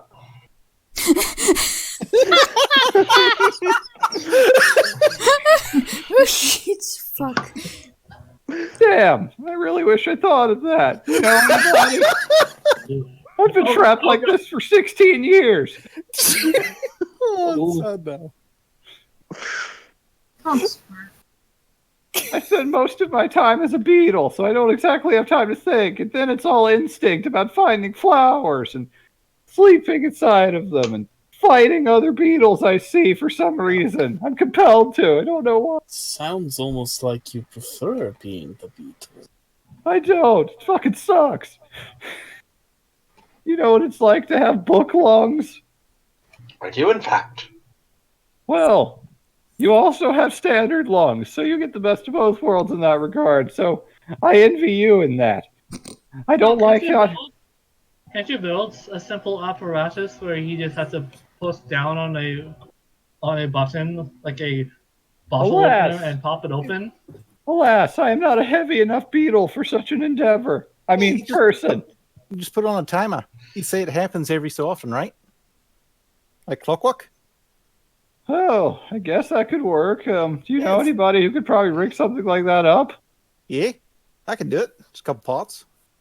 Oh, well, I mean, Call it a botter. if you do that, I'll let you have something nicer off the back shelf, I guess. That could save me a lot of trouble. Done, mate. Maybe you get some progress to, get into where you want to be. All right. All right. So, let's say that it would not take much work to find the parts you need, but let's say roll an investigation with advantage because there's plenty of junk around in the bazaar. Nice. Okay, yeah, you find all the gears, pistons, everything you need to build a little rudimentary clockwork thing. Basically, just set on a timer every 2 days or whatever. Yeah. He just has all to right. put the potion on it. Yep. But to do that, to build it, for that matter, we will need Tinker Tool. All right. What would be the primary stat? That would be, I'm going to say dexterity for this one. Since you are building something smaller, kind of requires some slightly finer tuned things. Gotcha. So you're basically MacGyvering Nice. an Alright. automatic bottle opener. Essentially. Yep. All right. Yeah, it's not like the fanciest thing you've ever built, but it's very functional. It'll do the job. It honestly looks like it's got part of an egg timer on it. Ding. It's like, So are you sure this will work? Yeah, wind it up to the time you need. Just stick the potion there and you're good to go. Oh, well, if that saves me some time, then at the very least I'll have so much free time again. I have to wait for customers to come in. I could actually get out. I could go on a date. Yeah, maybe focus on the Someone beetle that thing. isn't a beetle. Female beetles are so picky, man. Wow. Right. I will buy 4 potions from this guy. by the way. Okay. How do you distribute that? Poison and venom? Yeah, 2 of each. All right, that'll run you up 100 gold. Okay. All right, those can work preemptively. They last for about 12 hours. Though if you do get poisoned and then you drink them or envenomated, they'll burn out pretty quick, fighting off the toxins that you're dealing with. So take And them if you do- before. Probably wise once you get out there into the jungles themselves. Some of these are from Nika species. It's honestly, the big stuff isn't what you want to worry about. So, anything else I can interest you in? Question. Did he say something off the back shelf? He did that. So he's just asking if you have anything else you want before I he was gets also to going to that. buy the same for another 100. All right, Yeah. you drop 100. As is Bye. Bruno. I'll Then buy we'll- 1 poison, 1 venom. All right, 50 gold. Need to go. And Shaler will buy what the other three did. All right. Question, mate. You got some, jellyfish antivenom? Oh, well, I mean, the venom resistance would work for that, I guess. Jellyfish is a little bit more potent, though, if you're talking about the Nicus varieties. Oh, I bet you're from Bunga, aren't you? Yeah. Isla Bunga, your home island. Oh, yeah, sorry. It's Isla Bunga. I made that joke months ago, okay? Don't act like this is the first time. I know, but I can still groan at it. Yeah, that's fair. I'm not sure I'm catching Alabunga. Cowabunga. Ninja Turtles. Okay. Okay, sorry. The IO was throwing me off. You pun bastard don't even know a pun. Always. Like, yeah. I do have one here that's of a greater resistance. This one will run you 75 gold. It's a little bit more intense. It'll last you for like 2 days if you drink it ahead of time. Nah, I'm just looking for, a little bit of steeled jellyfish venom. That's all I'm looking for.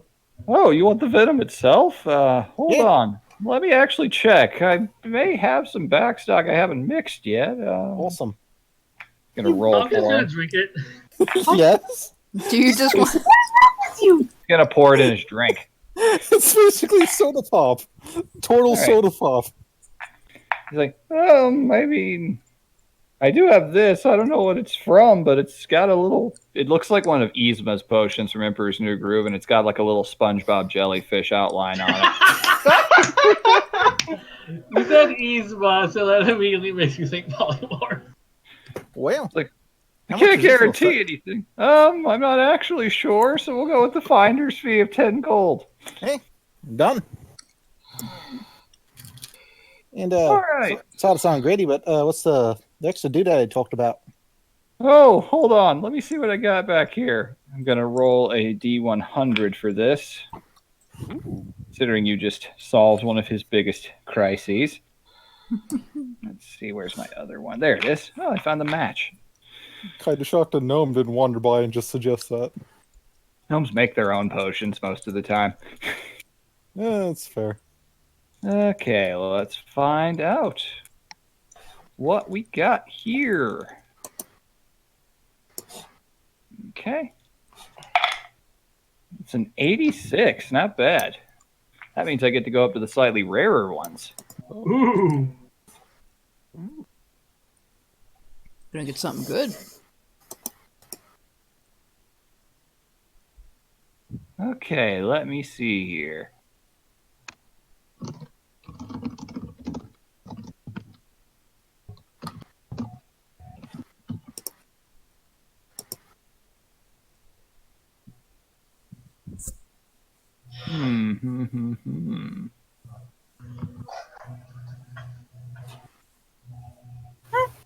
Just kind of fiddling in the back through different things. You hear various bottles clinking about. Just kind of, no.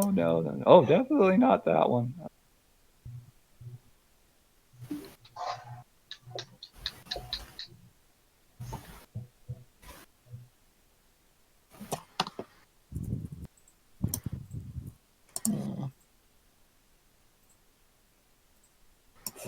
Okay. Comes back out with a pretty ornate looking, kind of looks like a fancy designer perfume bottle. The liquid inside is kind of clear, looks kind of like motor oil, but it's got little strings of silver, almost like you're looking at like large bacteria swimming around in it.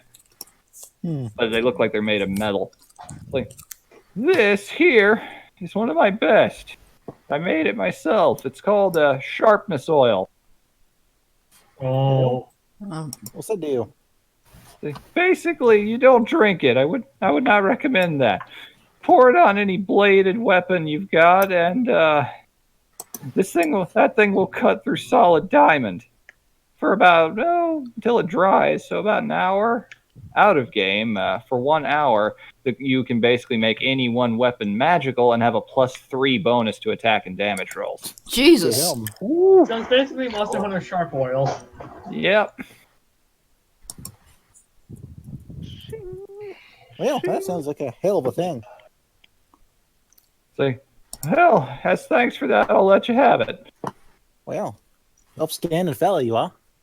Well, I mean, I am standing now, thanks to you, instead of crawling on 6 legs like an animal. Oh, I can't wait to go outside. And not be compelled to pollinate things. So, anything else I can help you with, or yeah? Yeah, I'm good. Yeah, we have pretty good. Mm-hmm. All right then. No healing potions or anything. I mean, you are heading to Nikos. Oh, actually, I will buy 3 healing potions. Yeah. I already had 2 cure my wounds and 1 greater healing on her, so. Yeah, I have enough healing potions. So All right. the ones you get, healing potions here run about 15 gold a pop for the Okay. minor ones. I'll go 3 of those. Also, how much gold do we have? You all did get 100 for how much you got out of that. And technically, not all of you attributed this, but you did find that buttload of platinum when you first found the museum, which gave each of you like 1,000 gold apiece. So Which- some of you have used all of that, though. Looking at Kyra. Yeah, wait. Also, Shalur wasn't there. He was not. Yeah, but I don't think I ever added the 100 to my list, so... Nope. Yeah, It's I- fine now. Those are some So I'm pretty just cheap gonna- potions, so I'll buy some more. Yeah, I'll buy 2 more. Alrighty. I'll run you 50 30 gold if you're getting minor healing. Yep, and what about greater? Greater healing is 50 gold a pop. That's 4d4 plus 4 in this case. I'll get 4 minor healing. Alright. That'd be both Those 60 are, gold. in this case, they are 2d4 plus 2. Not quite as strong. They're a little bit more on the mass-produced side. These are actually a brand name thing. He probably bought them wholesale and got them on display. Didn't make them himself. Alright, so if that's all, you guys have done me a lot of good today. If that provided that machine works, I may actually be able to have a social life again, so thanks. If it ever breaks down, just go talk to some of the, Invanas. Yeah, I could actually go to the Gnomish Quarter without, the smoke fumes making me fall unconscious. Because I'm a bug. Or- was a bug. Huh, I'm not anymore. I don't have to be. My life is my own again. For a few days. And then you'll go back. I'm kind of impressed he's lasted 15 fucking years. You get the vibe that he didn't have much longer. Oh. All right, so That's tragic. Saved a man's life today, Talk. Well, And neither Didn't of you mean to- even know it. How to save a life.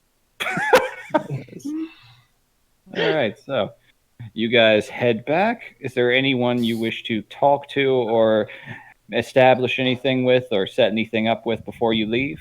As we leave McBeatles, Groth turns to the others and says, "So, was it really a good idea to buy a bunch of potions by a man who admitted to being an idiot wizard who cursed himself to turn into a beetle?" Potions and magic are not necessarily the same thing. Urana shakes the potions. I don't think he made these by himself. These look like brand names. Yeah, you on the healing potions, which are blue instead of red, you actually see a little kind of cartoony, like a Fleischer style animation of a gin, and it says Gin's homemade tonic on it. No. Oh, Hmm. But it's clearly not homemade. Yeah, imagine it's basically what the guild contracts out. Yeah, it's the standard issue stuff. So imagine we see those advertisements all over the guild. Oh, there's advertisements for it on occasion, yes.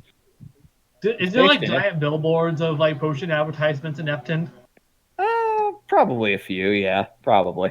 Mostly underground, I'd wager. The bazaar most likely has a lot of. well, So it's basically like feeds from the movie Hercules. Not Hey, too far hey, off, kid, yeah. You want to buy a sundial?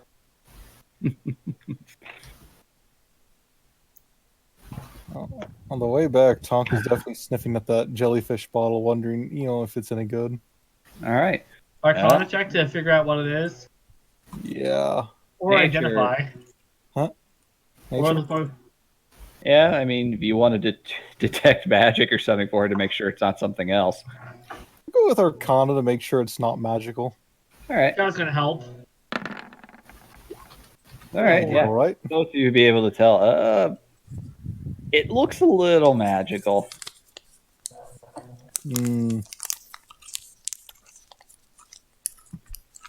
Pop the cork and sniff it.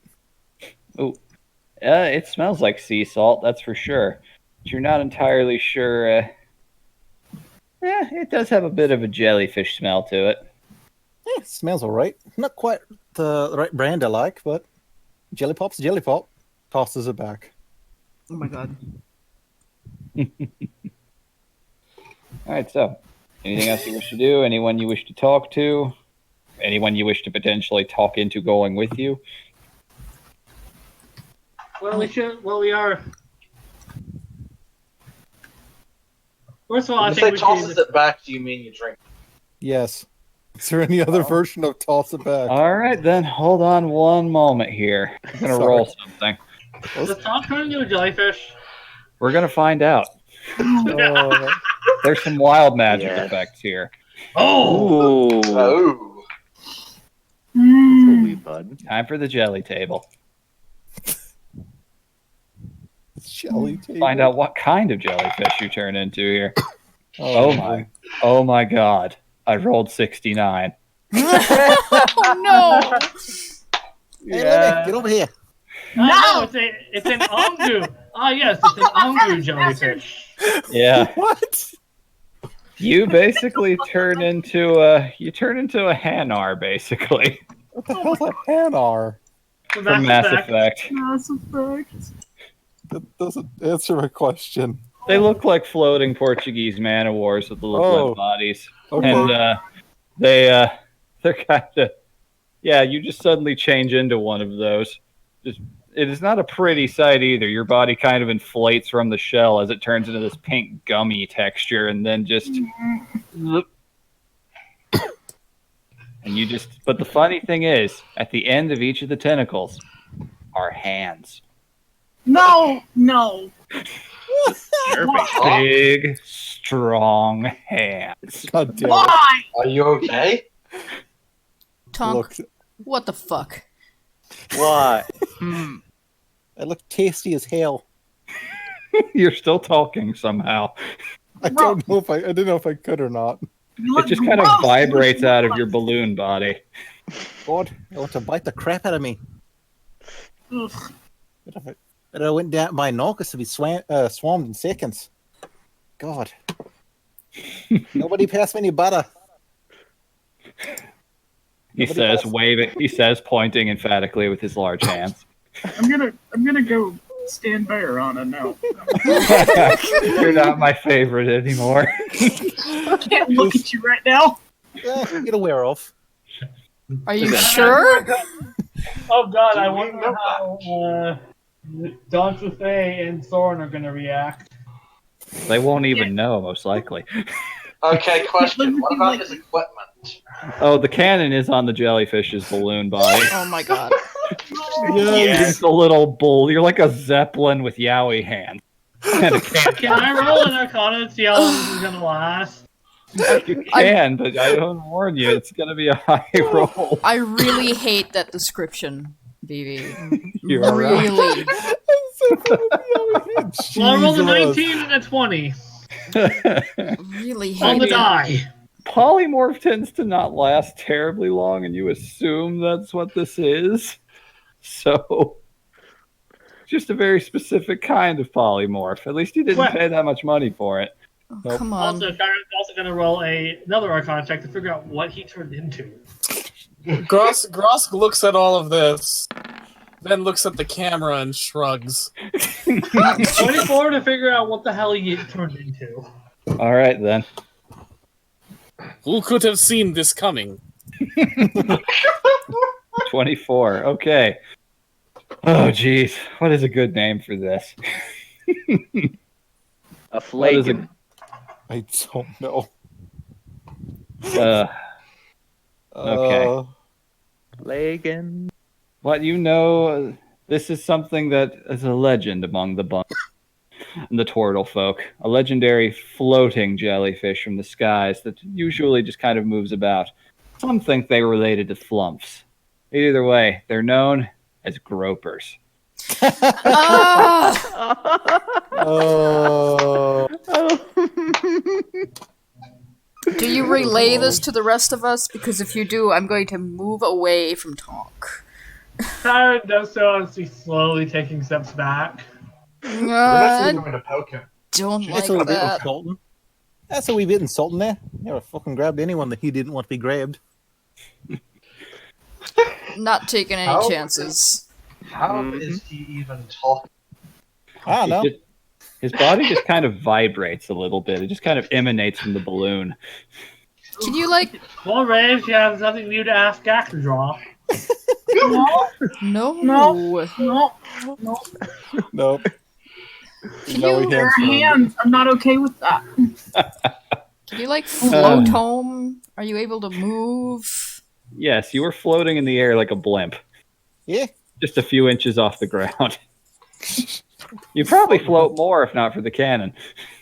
Either way, I think we should, after talking with Mitzi, all the kind of trying to figure out, like, should we like go to Roanoke beforehand before we talk to people? Figure out what he's even asking, or Ew, I'm gonna head to my shop. I better have like 100 hands. So much work done. either way, she's kind of trying to like bring Mitzi up to speed at least. All right, you want to talk to Mitzi? Okay. Well, she Yeah. was. All right. Well, funny thing, as you guys head back to your place, she actually is there, and Scratch is there with her too. Actually, Oh. Like, oh, hey, you're all here. I wanted to celebrate a little bit since you were going to be opening up your place tomorrow. What's up? Kara brings her up to speed. Just relays everything. Is there anything you leave out? Well, I tell like we go inside and we tell her and Can, tell her that can I have the full body talk reference, please? Please. Too late. Oh, this is fun. All right, so this is why it's fun to take risks in D&D. Kara's not sure to. Yeah, she does kind of look over and say, "Honk." Yeah. Right here. It I is had you. some. Yep. Thought I had a batch of jelly pop. I was wrong. Did you drink a polymorph potion or something? Yeah, Yeah, jellyfish on some it. sort of jellyfish one. We went to a very reputable wizard who certainly did not curse himself to polymorph into a beetle. And then he gave us some polymorph potion. Oh, McBeatles, yeah. Yeah, don't take any of the stuff when he says he made it himself. He tries, but honestly, there aren't that many other potion makers that do it as a business here that aren't, Gin's Tonic wholesale. Between you and me, not everybody really likes buying from them. They're kind of a monopoly these days. Yeah, but their shipping speed is so fast. Ooh. Oh. Yeah, but you Wow. usually have to sign up for the Primo membership for that. Yeah. Real. Like the membership fees, the interest rates, just it ain't for me. Anyways, that's a lot of news all at once. Yeah, Reeves came up to me saying that you guys were talking about taking a contract or something, but apparently it got stopped halfway. Apparently somebody else, the antique shop guy, came in and took your place for that. Apparently, that's what he offered. Yes, we're going to see him earlier tomorrow to discuss another form of business. Oh, really? So I guess you guys are gonna be out of town for a bit, huh? Yep. But I have no It will idea. be truly strange leaving this town for a long period.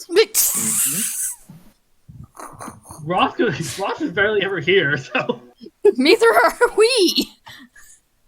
Oh, you guys have been back for like about a week and a half now, For 3 months. basically. Oh my god. Well, I mean, I'd love to go along and help, but I'd be doing it off the clock if so. But at the same time, I guess. well. That said, I did happen to take a bounty for Oh, you know who, and apparently her offering price is 12,000. yeah, I bet Rahab put that one down. That guy has money coming out of every orifice. I've never met him, but I've seen his picture more than once. Fattest dragonborn you'll ever meet. And Because he's if all goes carving- well, we should be bringing her back dead or alive. Well, I mean, when you put it that way, I mean, This Kara really trip- doesn't care about the money. She just cares about what she has and personal stuff. Scratch, you have any advice on this? He's a tiger tabaxi who, weirdly enough, has new mushrooms growing out of the back of his neck now. So, like, I mean, whatever comes naturally. Nicus is a pretty fun place. Lots of fun samples there. By the way, I heard you all Frass. Thank you for that. He has a natural talent. Yes, I went and checked on him earlier. He's still over there in the stables. I think he and that Roadrunner are going to be talking all night. Either way, thank you for that. Were they just saying hi all night? Yeah. Oh God. Either way, he needs a helping hand in figuring out how to, people. So I appreciate you kind of helping him with that and kind of bridging the gap by letting him work with animals first. The first time I met him, he actually, it's pretty crazy, but he actually managed to talk an owlbear down just by saying no to it. No. No. No. Sometimes owlbears need someone to tell them no. That one clearly did. Either way, if you want to go out there and help him out with that, Sweet Cheeks, you certainly can. Technically, helping out with a bounty job is part of it, so long as that's the reason you're claiming to be going. Which, technically, yeah, it is. Mm-hmm. No lie, that's the reason why Kai was going. Hey, well... So, technically, it is on the guild clock. It's well, I guess there technically is nothing against the rules on that. I guess I'll go get Hatchet and see about getting Alfie out. He's from Nicus originally. That's where I got him from. He's from the cave systems primarily, but it'd be nice to be able to take him home, let him stretch his legs a little bit. Yay, we still have Mid-Siege.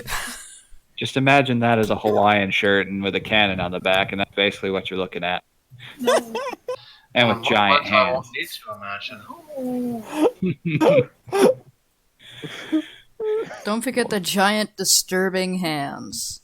They are photorealistic hands. Oh. Oh, I feel so sick. Okay, well, I'm gonna ask out of character that Raven, you can make little things that can hold a message, right? Is like a tinkering thing. Yeah. How long is the message? I have to look it up real quick. If it functions like sending, it's usually just 25 words. Where is it? And it'll just repeat what this is? Magical tinkering. Object that sheds light. Object continuously emits a choir. Choice of odor. Also, I need object. 25 words of text. Yep, it does function by sending and message rules. Let's see. I'll just pop it up on the screen real quick. Wait, Sure thing. it's a long fucking description.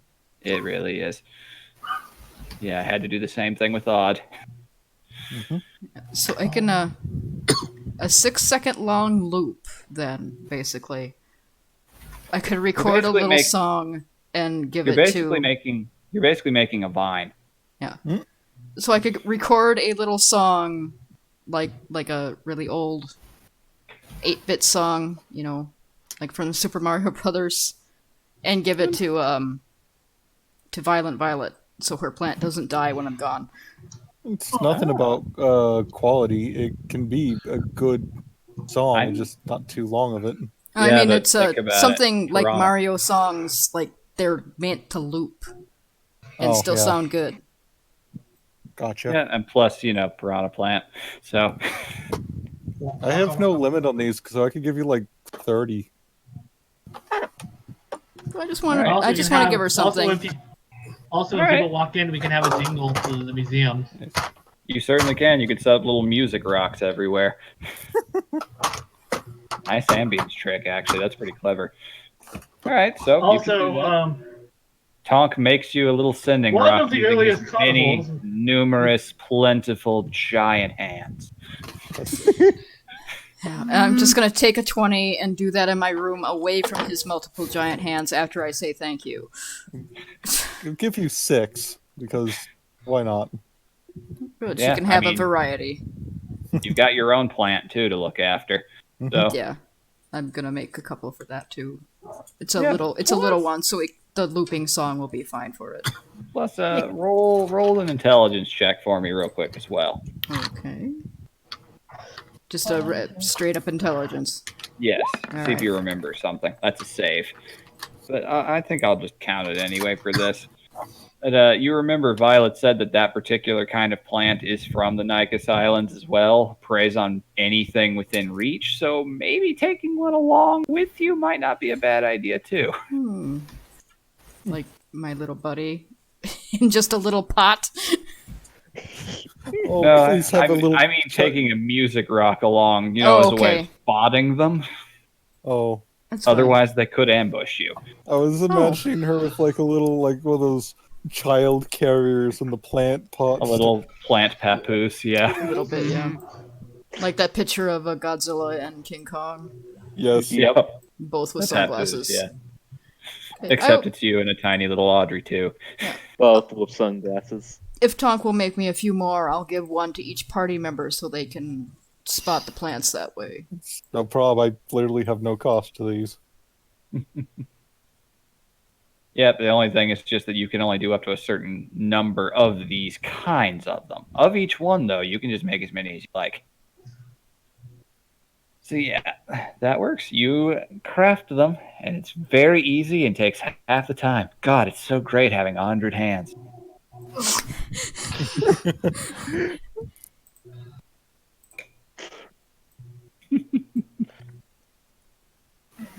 All right, anything else anyone wishes to do or check up on? You managed to convince Mitzi to go along by taking on the bounty hunting contract. Yeah.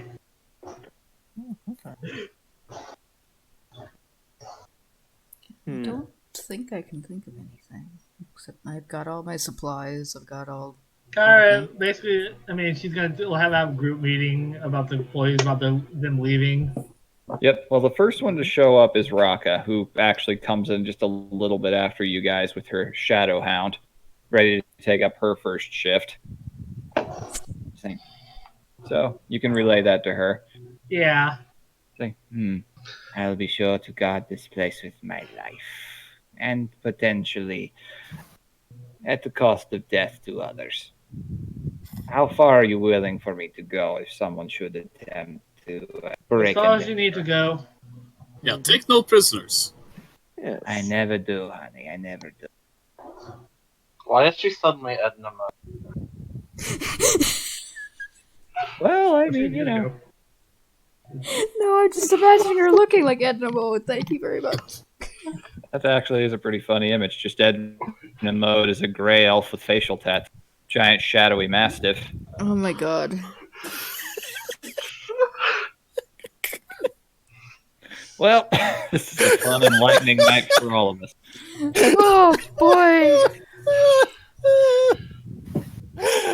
Those who can't see, I found a picture of a Hanar in I'm like showing it. sexy lingerie. Okay. I'm showing it, and it's awful. It's fascinating. I don't know who. Do you know who the artist is for that one? Hang on a second. So we can at least give him credit for being in this. I'm gonna have to actually. God damn it, I lost it. I do like the stockings that it. Yeah. It's a nice touch. It makes it a little classier. Where'd it go? I lost it. It's lost forever. Oh well, so Oh, sad. there it is. Aw. Came from Amino Apps. Okay. Well, I mean, it has Momo 202 right there. Does it? Oh. Okay. Momo Yeah, do just it. on the side. Yeah. Thank you for that image, Momo 202. Yes, you have truly gifted the world with something. Mm-hmm. Glorious. All right, so if you guys have all made your rounds, set up your things. All right, and you all managed to find your way, thinking about the possibly quite perilous and rather weird journey ahead of you. All to help out a friend who apparently has a score to settle with a fellow rich human, only this one is nowhere near as kind and probably racist. Oh, she's definitely racist. I'm surprised Button Delgado's worked with her as long. As opposed to almost racist. Kyra's only mildly racist. She's more classist than racist, but those often go Frost hand in hand. assumes everyone we kill is racist until proven definitively otherwise. Mm-hmm. And we can't Mostly because we've killed them. It's the witch trial logic. It can't be wrong. All right, so you all manage, some of you taking longer than others, to find sleep. And when what passes for morning in the underground level you are in of the city comes to, you all wake up, gather your things. Is there anything specifically you're leaving behind? Only my dignity. Right. we all leave that behind every day. Mm-hmm. Yeah, I mean, some of us just never bother picking it up in the morning. Yeah. Kara's bringing her little armor, her machete and 1-2 scimitar, her rations, the Kakabot for our leadership. I don't think there's anything I'm leaving. All right. Pretty much got everything I need. Yeah. Schiller has nothing to Pickaxe, leave. hempen rope, bedroll, her spellbook. By the way, his talk no longer tasty. Oh, yeah, no, you changed back overnight. Eh. Little Cute. turtle dance. Miss all of your hands. Your Only hands when I'm seem- building. That's so your much hands work seem done. weirdly bigger than before, but other than that, I wish we could have gotten in a fight with you. You seem like you would have been well armed. Oh, haha. Kara's having flashback to Keckles and the agriculture arms. Oh no. They were indeed handy. And how she too got all felt up. Fun memories. And now Imako's experiencing those repressed memories for the first time. And now Schiller's experiencing those memories. Trauma with mind readers. I feel violated by proxy. Mm-hmm. Very disturbing. Very disturbing. And All no, right. it wasn't consensual. It's okay, though. They're dead, and their arms rotted away. Yep. Except for one. Which was fed to Stabhead. Eventually. Mm. All right, so you guys embark. You guys make it up to the surface level. Mitzi is waiting for you there with Alfie, and also her own supplies. Just Yeah, thrown oaks, I guess. It's like, yeah, I did not think I'd be doing all this yesterday. I thought we were just going to be celebrating the opening of your museum.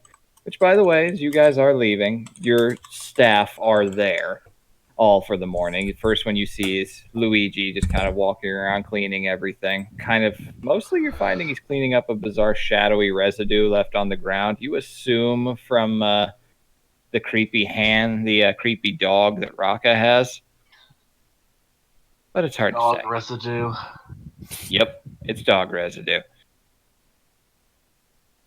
So you see Malachi and Pierre's both there, kind of hitting it off, doing the "you son of a bitch" thing. Hey! My internet pooped. Oh no! All I right, thought so you were oddly silent. yeah, Yeah. it happens. No, it doesn't. TT is never silent. Alrighty. See. So yeah, for those of you who weren't there for last session, what you see is a older-looking Cape Buffalo African water buffalo minotaur with a very large crossbow on his back and a very burly, very refined-looking half-orc with a mustache. Who they're currently doing the "you son of a bitch" handshake as you guys walk down. Oh no, we've just met each other, Pierre swears. I just feel like I've known you my whole life, my friend. What? Well, I guess that's encouraging for working together then. So, you guys are heading out just as soon as we open, huh? Yes. Well, Something emergency came up that we need to leave as soon as possible. The emergency is that we hate work. Oh boy, do we. We're leaving as soon as it starts. Well, I mean, you guys literally just rake in the profits from this place. Exactly! And if all goes well, I should be getting a major windfall for the place at least. Well, that's good, that's good.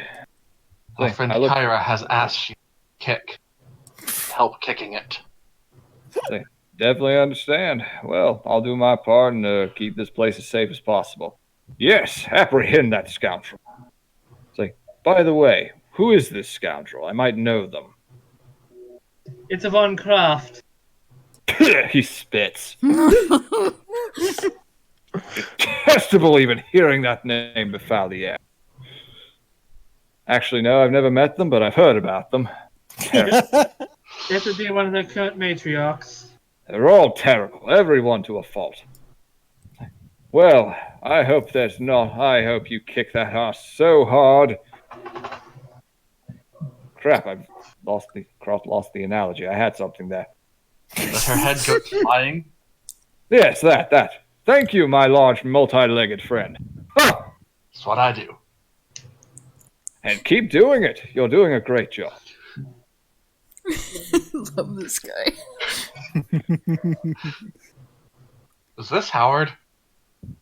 Thank you for making that comparison, just like everyone else did. I'm sorry.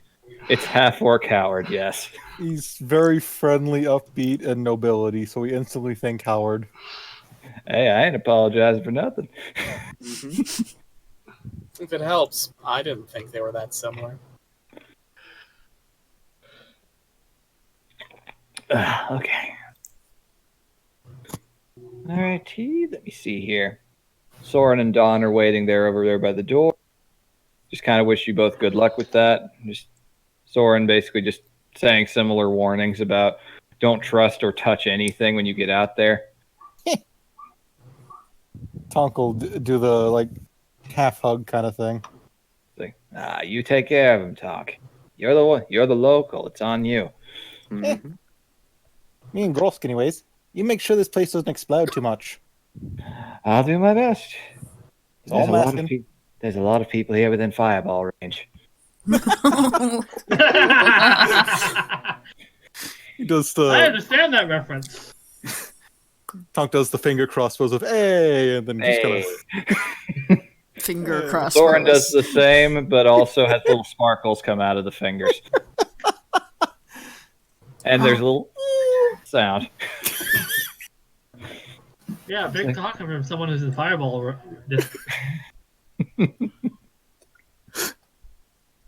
I love that quote. It is a good one. I had to. I literally could not resist. So, you collect Mitzi and head up to the surface, leaving behind your staff, just trusting that the museum will be in good, capable hands. There was a list of leave like some sort of guidelines or brief everyone before leaving. At least make sure that is there. Yep. Mhm. All right. You all make it up to the surface, make your way over to Rowan Oaks. It's very early in the morning at this point. Most businesses have not opened yet, so these streets are actually surprisingly quiet. You do see a few more clay golems walking around than usual. Just policing things. And as you all arrive, you see, as you knock Rowan's door, there is a closed sign, obviously.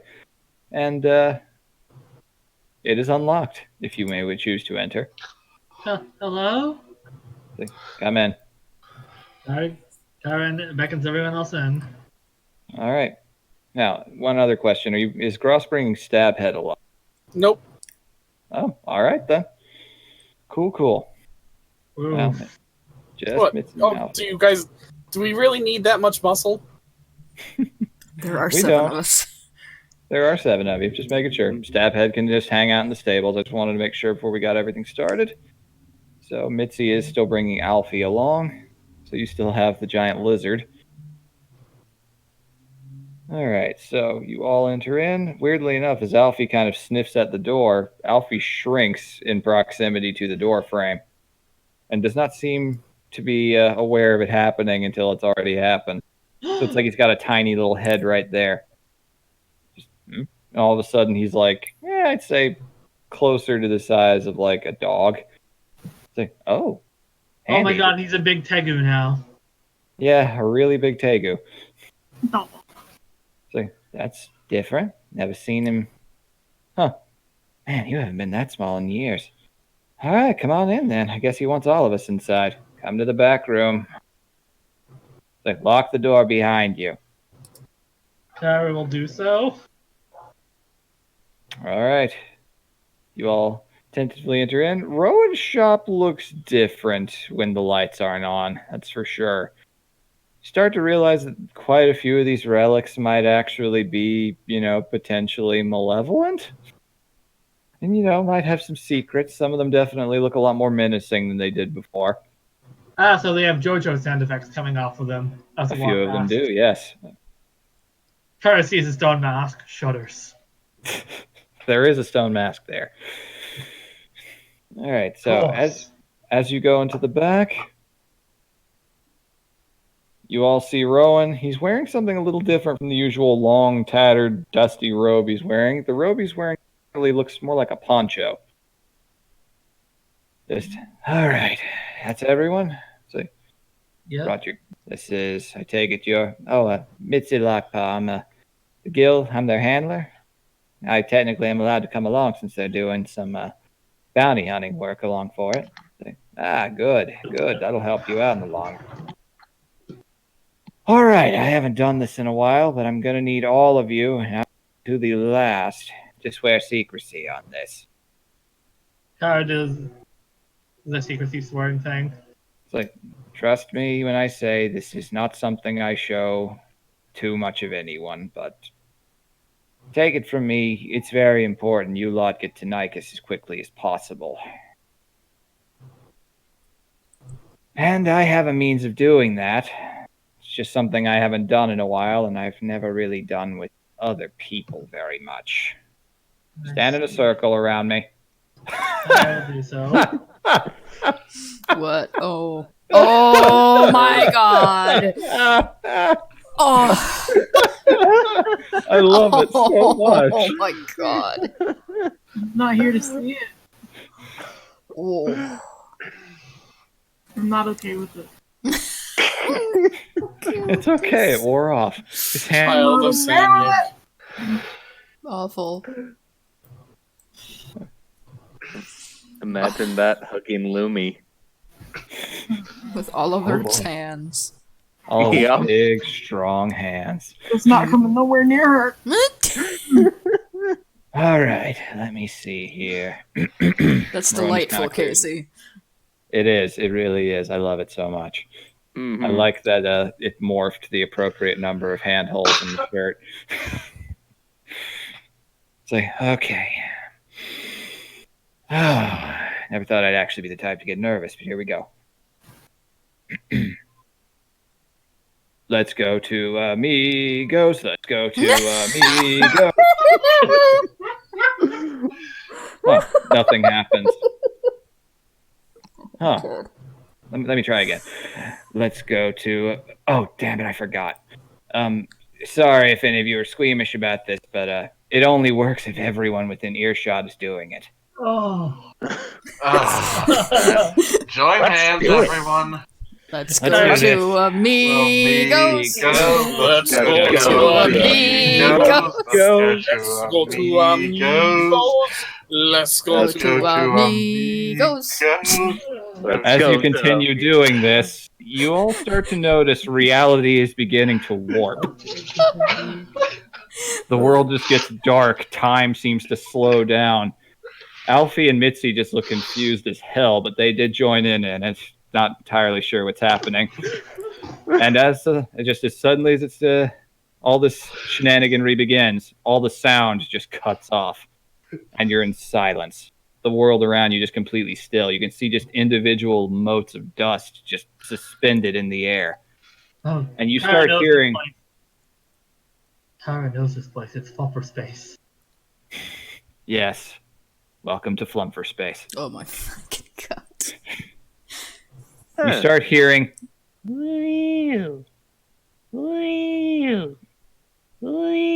coming in from somewhere all around you, and there's a little flump right there in the middle. Saying, delivery from a...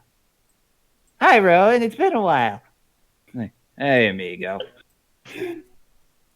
Like, I haven't seen you in this many. Holds up like one tentacle. At this, Bruna is visibly struggling not to squeal. Yep, what you are seeing is, for some of you, it's familiar, but it's a tiny little flump with a little cowboy hat in between the eye stalks and a poncho. Amigo saved us all. And there's a little name tag saying, "Hi, I'm A-Migo." You don't know how it stuck to its flesh, but it is. Fascinating. Oh, a Coatl, how fun. So, what can I help you with, Rowan? Is Shalor out of his kobold suit? You are, actually. You did not consciously do so. Huh. Welcome, one and all, to Flumfer Space. Just waggling the tentacles around. What do you need?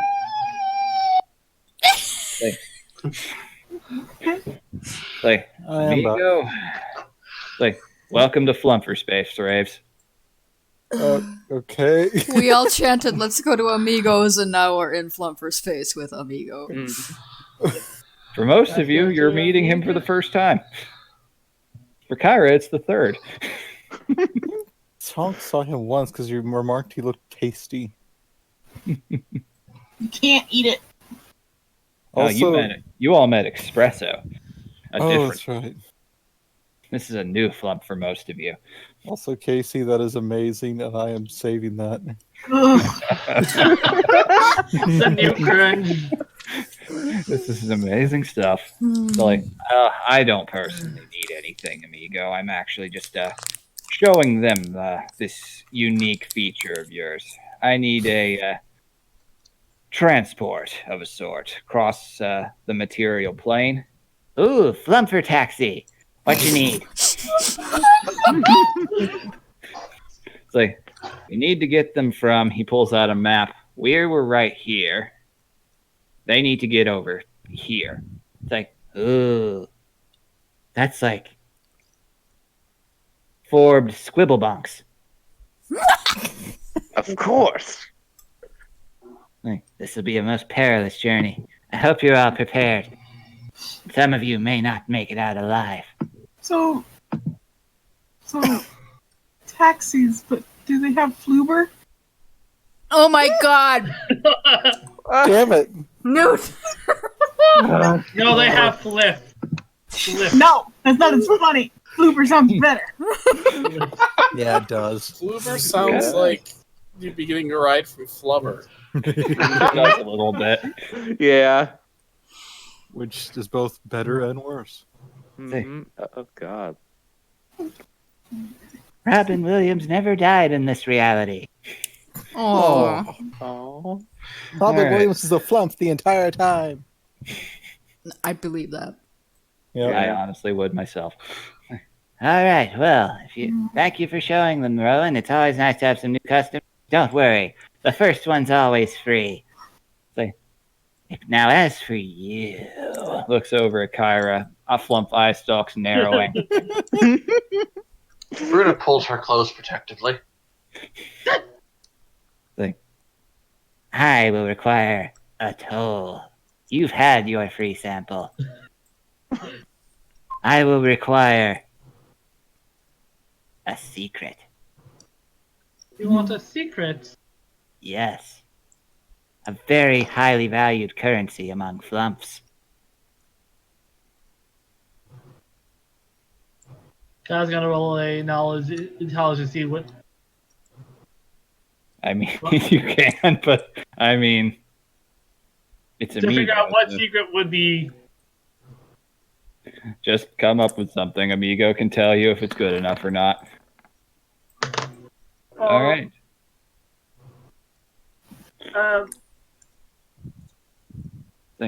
What is your secret? Just kind of floating towards you.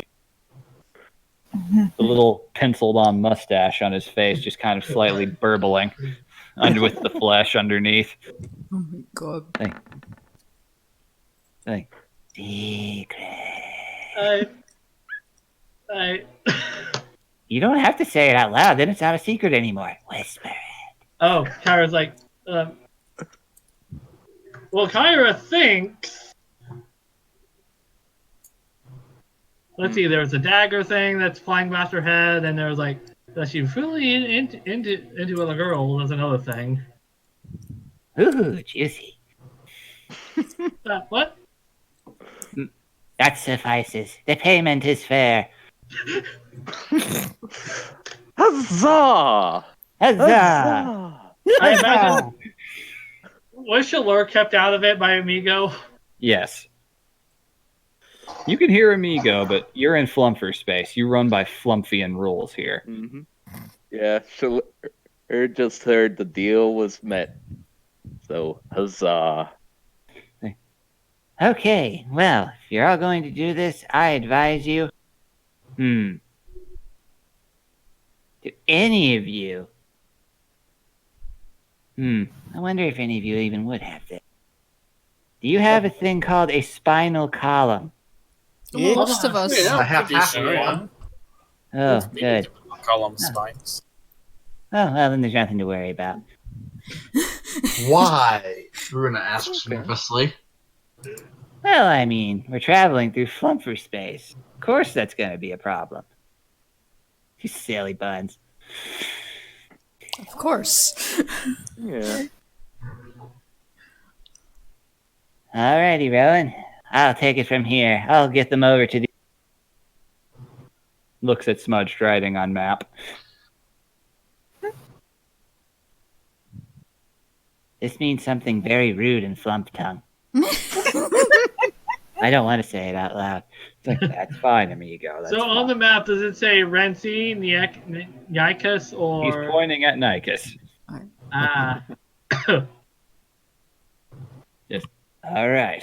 It's like, I wish you all luck, and you can summon this anytime, provided you're the only one in earshot. I would recommend not doing it, though. It's just something you don't want people finding out about. You have the means of potentially traveling between realms to reach just about any destination you know of and have been to before. Ooh. Oh no, we discovered fast travel. Yes, you did. The first one's free. There will be a price for any time after this. Might not just be a secret. It might be 2 secrets. Ooh. Very nice.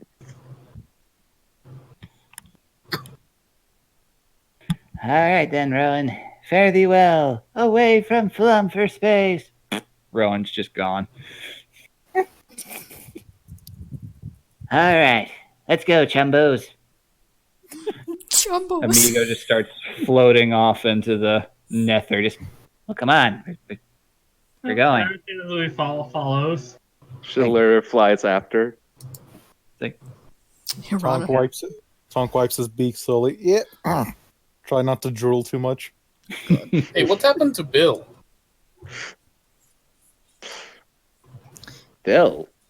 Yeah, Bill where Kobold is was Bill? following us? Oh, I'm sure Bill is inside of you all along. Ooh. Didn't mean to eat Bill. Don't remember doing that. I can't even consent to being eaten. What the heck? That's why I didn't you're eat Bill. you. And he looks at and Grosk looks at the flying snake and goes, Rodney.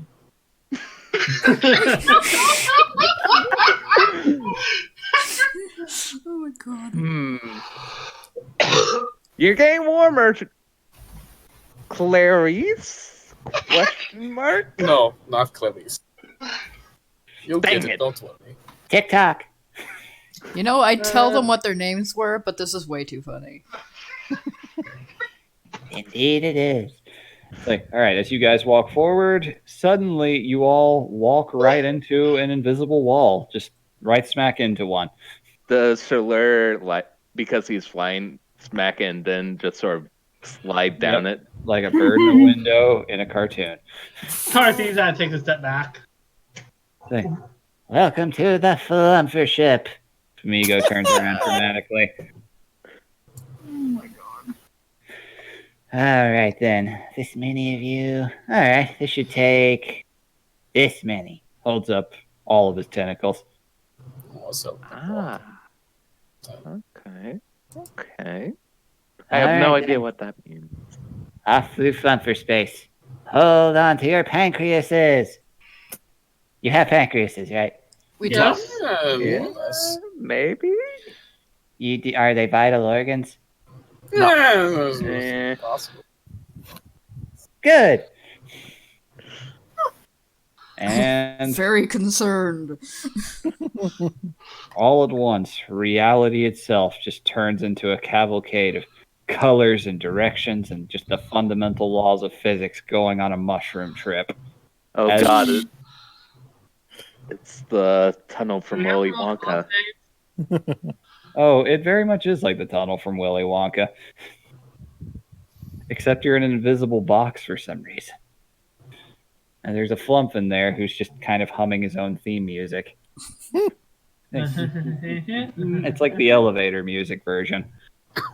You just watch reality slip by too fast to make out any details. Slip through these great astral seas of nebulae and various bizarre life forms that look like giant germs just moving around, eating colors, just devouring them from existence. Then you find yourself at the bottom of a great ocean about to be swallowed by an enormous something. Next thing you know, you're just on a rock. Then, weirdly enough, that rock starts popping into popcorn. Oh no, we're in the kill theory. Oh god. Roll to avoid becoming a hamburger. The realities just continue to dance back and forth, just in a massive, massive column of just all of everything and all of nothing. It's like, all right, we're coming up on our first pit stop, and now you suddenly stop. It's like, oh, wrong turn, and you all are out in the middle of space. And there's an enormous creature with one eye moving right towards you with its mouth open. This thing is just beyond gargantuan. It's like, oh, God damn it. we did make a wrong turn. Hold on to your butts, everybody. Those pancreases of yours are going to come in real handy soon. And as soon as Amigo says that mid-word, this thing's teeth just clamp down on all sides of the invisible box, trying to just chew on it, but just not gaining any traction or piercing through it. It's like, well, I guess we'll be crack. It's like, oh. Oh no. Huh. It's like, I really need to check FlumpQuest more often. What? It's like, I didn't realize it, but we're actually in the middle of Astral Dreadnought breeding territory. This one thinks we're a rival, other Astral Dreadnought.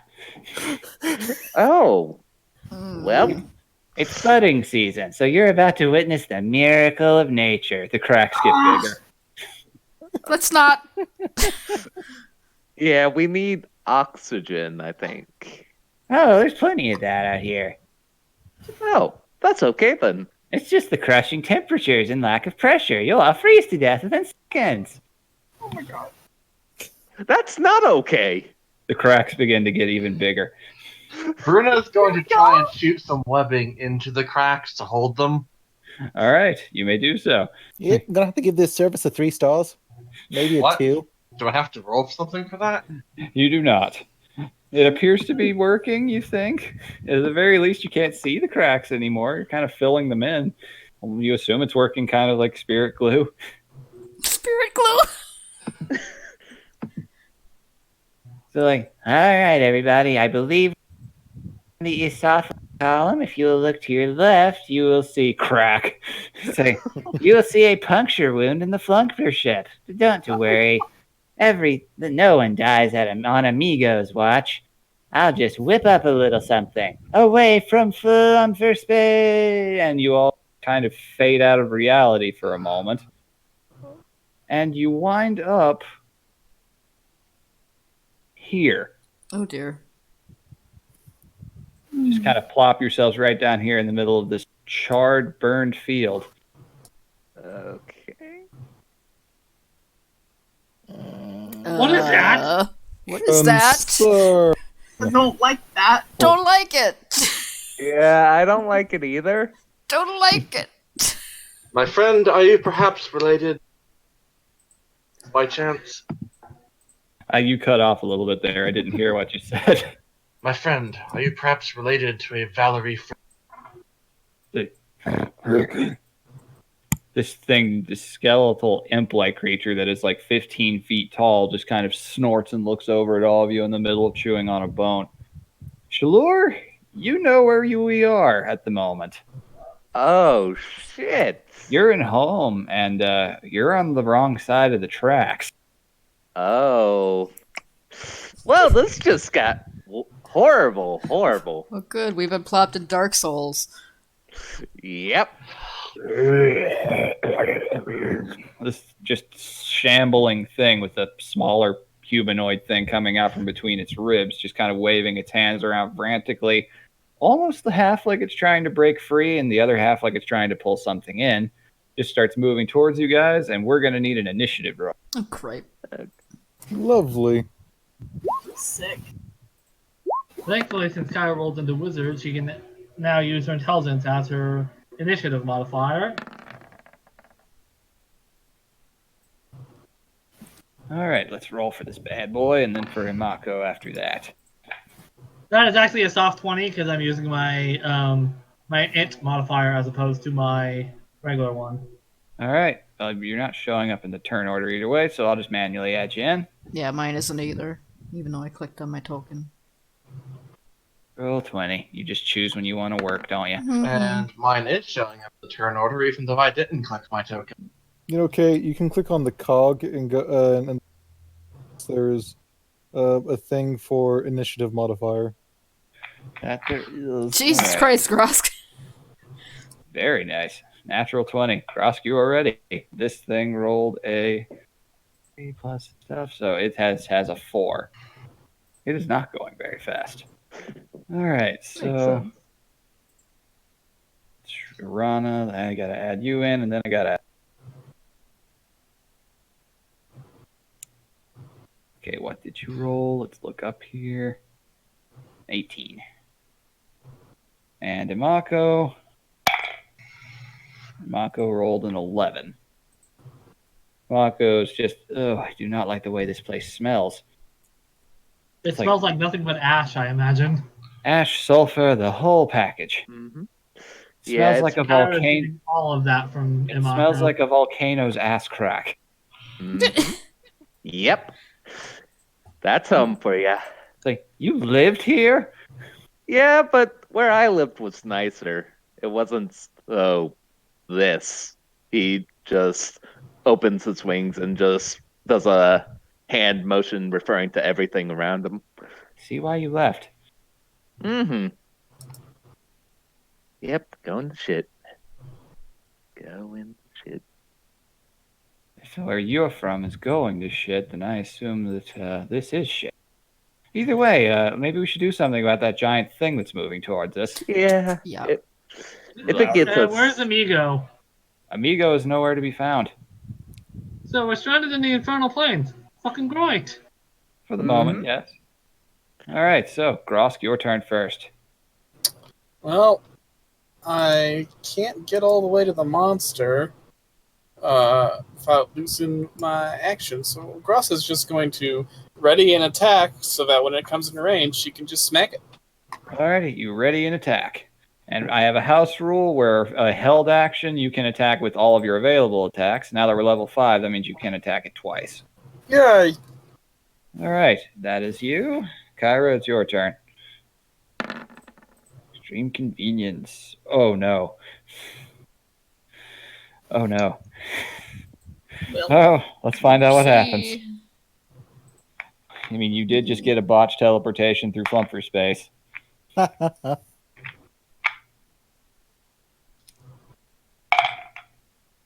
Oh, that's a 38. Yeah, and I was gonna move up here and do it, but I forgot to move first. All right. The string on extreme convenience breaks. Oh, Oh, Ooh. So that's not a fun time. mending. All right. Well, that's an action, so you're going to need to wait till your next round for that. So you have moved, unless there's something else you want to do, like a bonus action or something. Then Knowledge Arcana to figure out what that is. I'd allow that. There Or aren't that many religion. books on demonology. I would say this would be more. Both would work, really. 15. All right. This one is. I mean, you can tell it's a demon and not a devil, but it's not exactly. It's a bit too chaotic and misshapen looking. Devils usually pride themselves on appearances a little bit more. And it's a little more on the feral side, but you have no idea exactly what the name for this thing would be. All right, so that's your turn, Irana. okay. Well, she's gonna move a little bit down and back, but otherwise she's going to try to do this. She's been practicing. Rainbow beam. Rainbow beam. Okay, let's see. That does not. I didn't think it would. All right, you just kind of put your hands together. Just this beam of color comes out. It's full on rainbow bright shit, especially given how dark and dreary this landscape is. But it just kind of hits it, and it eats it. Actually, it eats the beam. Like then it apparently probably is going to poop Skittles out later. You're not sure. Right? Damn it. Don't know if Anything magic else? works then. No, she's already moved, and that was the only thing. So All right. Tonk, your turn. I'm gonna move about here, and then I'm gonna shoot it. Shoot. Shoot with your 2 regular-sized hands. Damn it.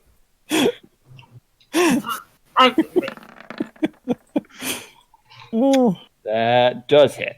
oh, happy. All right, so 13 damage. Let's see here. Let's see. Yep.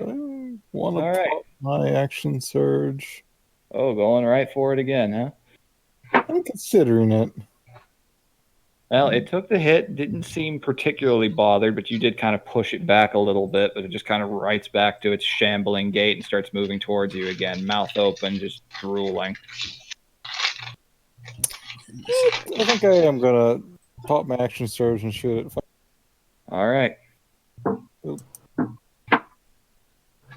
This thing looks like it needs more shots to face. Does not hit. Ah, damn. Oh well. First shot hits, the second time, it eats it. It eats the round as it's coming in. You just see smoke coming out from between its ribs, but it does not appear to be harmed. Okay. All right. That's all you're doing. Lumi, it's your turn. I want to move.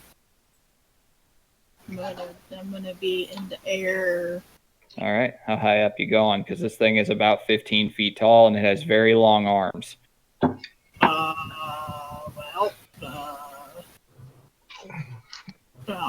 Jesus Christ. Higher than it, at least. All right. Your I max don't flight know. speed is, wasn't it 25 feet? Or was it 30 feet? I don't know. 30 because kobolds only have 25 movement. Yeah, that's right. That's right. Okay. So you get up 30 feet into the air, and what do you do? Fucking throw it. I might have throw it. There are plenty of rocks. No, if we're gonna do this one. Oh yes, the Lumi's favorite spell. No, I'm not doing that. I'm doing that one. Shatter. All right. 10 Ooh. thunder damage. Shatter. All What is right, it? let's. Con save, yeah. Yep, it's a con save. Let's see if it has any bonuses to that. Okay, let's see what happens. Oof, that is a 22. It passes that save with flying colors. Still takes 5 damage, though. Okay. Yeah, the shattering just kind of rattles it. You see some of the bones crack, but it seems overall pretty unfazed and just keeps moving forward slowly. Oof. Yeah, look at it. For Mako's turn, I am gonna say, which I know what it is, so I'd advise we hold back. Yeah, I agree. I don't like how big that thing's hands are. It could Mako, eat magic or fey for all I know, so yeah, I don't know much about demons. Shalor's the expert, but your weapon just broke, so Mako's going to move in front of you and hold an attack action. She's going to use her Thunder Step ability if it gets within range. Teleport you out of range. Oh, good dog. All right, so that's her turn. Bruna, it is now. Oh, wait, actually, Shalor's first. Shalor, it is now your turn. All right. So I'm going to take a note from Lumi and fly up 30 feet in the air. Very good. And Kind of up there, just up. Yep. And since I'm up there, I'm going to cast Eldritch Blast, which, now that I've hit Level 5, you should get 2. Yeah. All right, well. Yeah, for whatever reason, something happened and it's not in, like, the spell, so I have to roll manually. So Yeah, you got it listed there. All right, so it would be...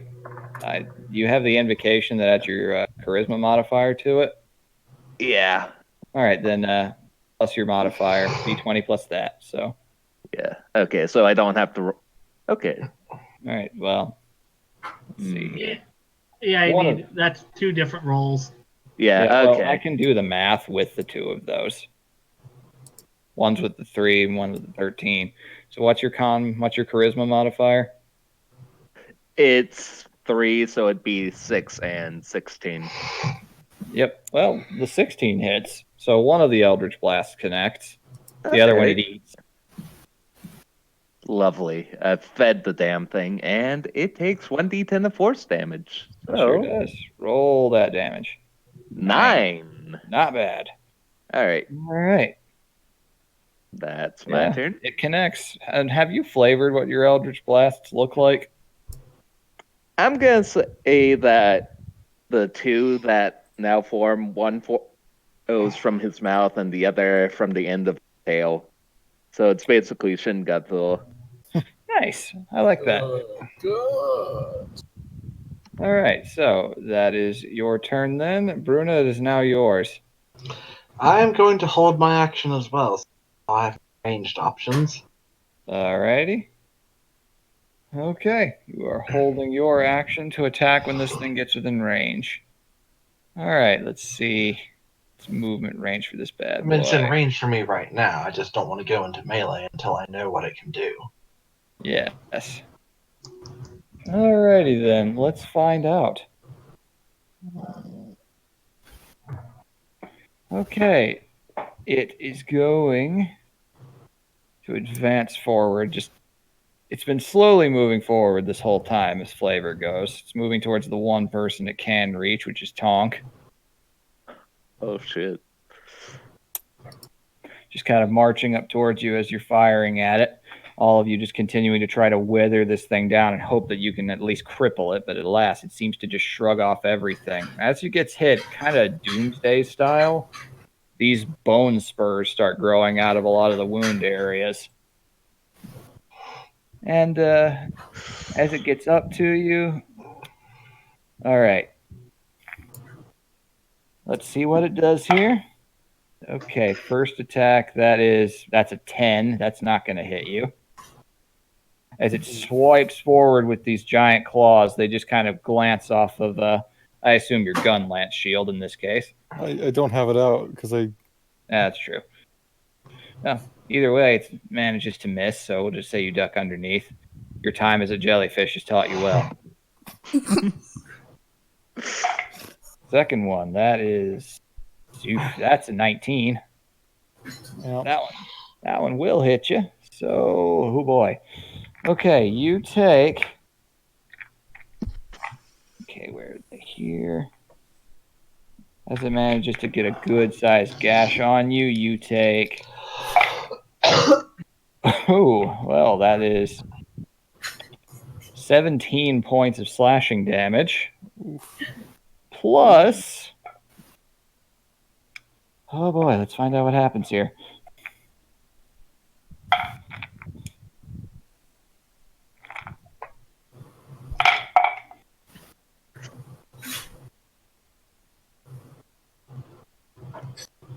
Oof, plus 23 points of necrotic damage. Oh, Ooh. Oh, he's down. Oh dear. Yeah, he one-shot me. Yeah, one good solid blow that you managed to dodge just knocks you down into the dirt. He has a total health of 40, by the way. Yep. Lumi's gonna fuck this thing up. so that's exactly 0. Mm-hmm. Shit. And, oh boy. Uh-oh. Uh-oh. I know Uh-oh. where this is He has going. a, I know he what has a this pretty- is. he has a pretty fun little ability here. Oh Nope. no. So, Tonk's body disappears, and the little humanoid figure that was inside of its chest cavity is replaced with him. Oh! Oh. Oh, it's one of these fights. Fuck. Alright. Fleeing is no longer an option. We have to destroy this thing now. Oh yeah. And I would like to use my action. Okay, your held action is open. Go for it. Bruna's going to spend 1 key point to use Flurry of Blows, which in this case means she gets 4 attacks. Righto then. Okay. Yeah, that's 5 of them, but only one of those actually. Those nat 20s on the other side, though. Yeah, that sucks. Okay. It One must of now them make hits. it must now make a DC 15 saving throw or be knocked prone. All right, let's find out what happens here. Is this a con save or Dex save. dex save? Okay, that's a little better. Its dex is a lot less than its con. It rolled a 15 on the die, so that's a 16 to pass the save. It is not knocked prone, but you do manage to give it a good cold cock on its giant, creepy-looking chin. Don't forget to roll your damage. I did. Oh, you did. 6 bludgeoning. Okay. All right, you do. It doesn't look like Tonk felt any of the pain from that, fortunately. It will get you out of there, Tonk. Hold tight. All right, and with that, we are back up the round. Grosk? All right.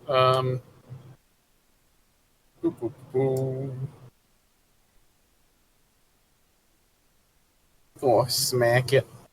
It's like we're fighting that one Power Ranger Vorfrog villain. Where when it defeats the Rangers, they appear on its tummy. Yep. Pretty close. Oh, Ooh. Very good. Oh yeah. Nice. Roll All right. awesome. Yeah, I will roll awesome here. You may have a chance of pulling something off just as soon as I subtract damage here. That is a magical attack, technically, too, since it's a +1. All right, let's roll awesome and pray it's a high roll. Welcome to Amigos. Welcome to Amigos. You want to teach a demon that incantation? No. Demons cannot access flumper space. All right, that's a 43. Not quite high enough to get Tonk out, but I will say roll an additional damage die. Yay! So another of the glaives, which is another d10, plus your strength. Ooh. Well, damage is damage. +5, so that's still 6. And there we are. All right, yeah. You managed to get a really good cut across the gut, thinking that you were about to pry Tonk loose, but alas, it just does not work in this case. Let's see, level 5, you should have 2 attacks. That's true, yeah, you do get another attack. Along with movement. Yeah. Yeah. Level Yep. 5 gets 2 attacks as part of their action. All right, you don't. Movement's a separate action. Does not hit. And Grosk held action from before doesn't count anymore, right? No, it does not count since we're back up the round. All right. It only What the- counts if it's on the same turn. All right. That's Grosk. Kyra, it's your turn. Mending is an action, right? It is.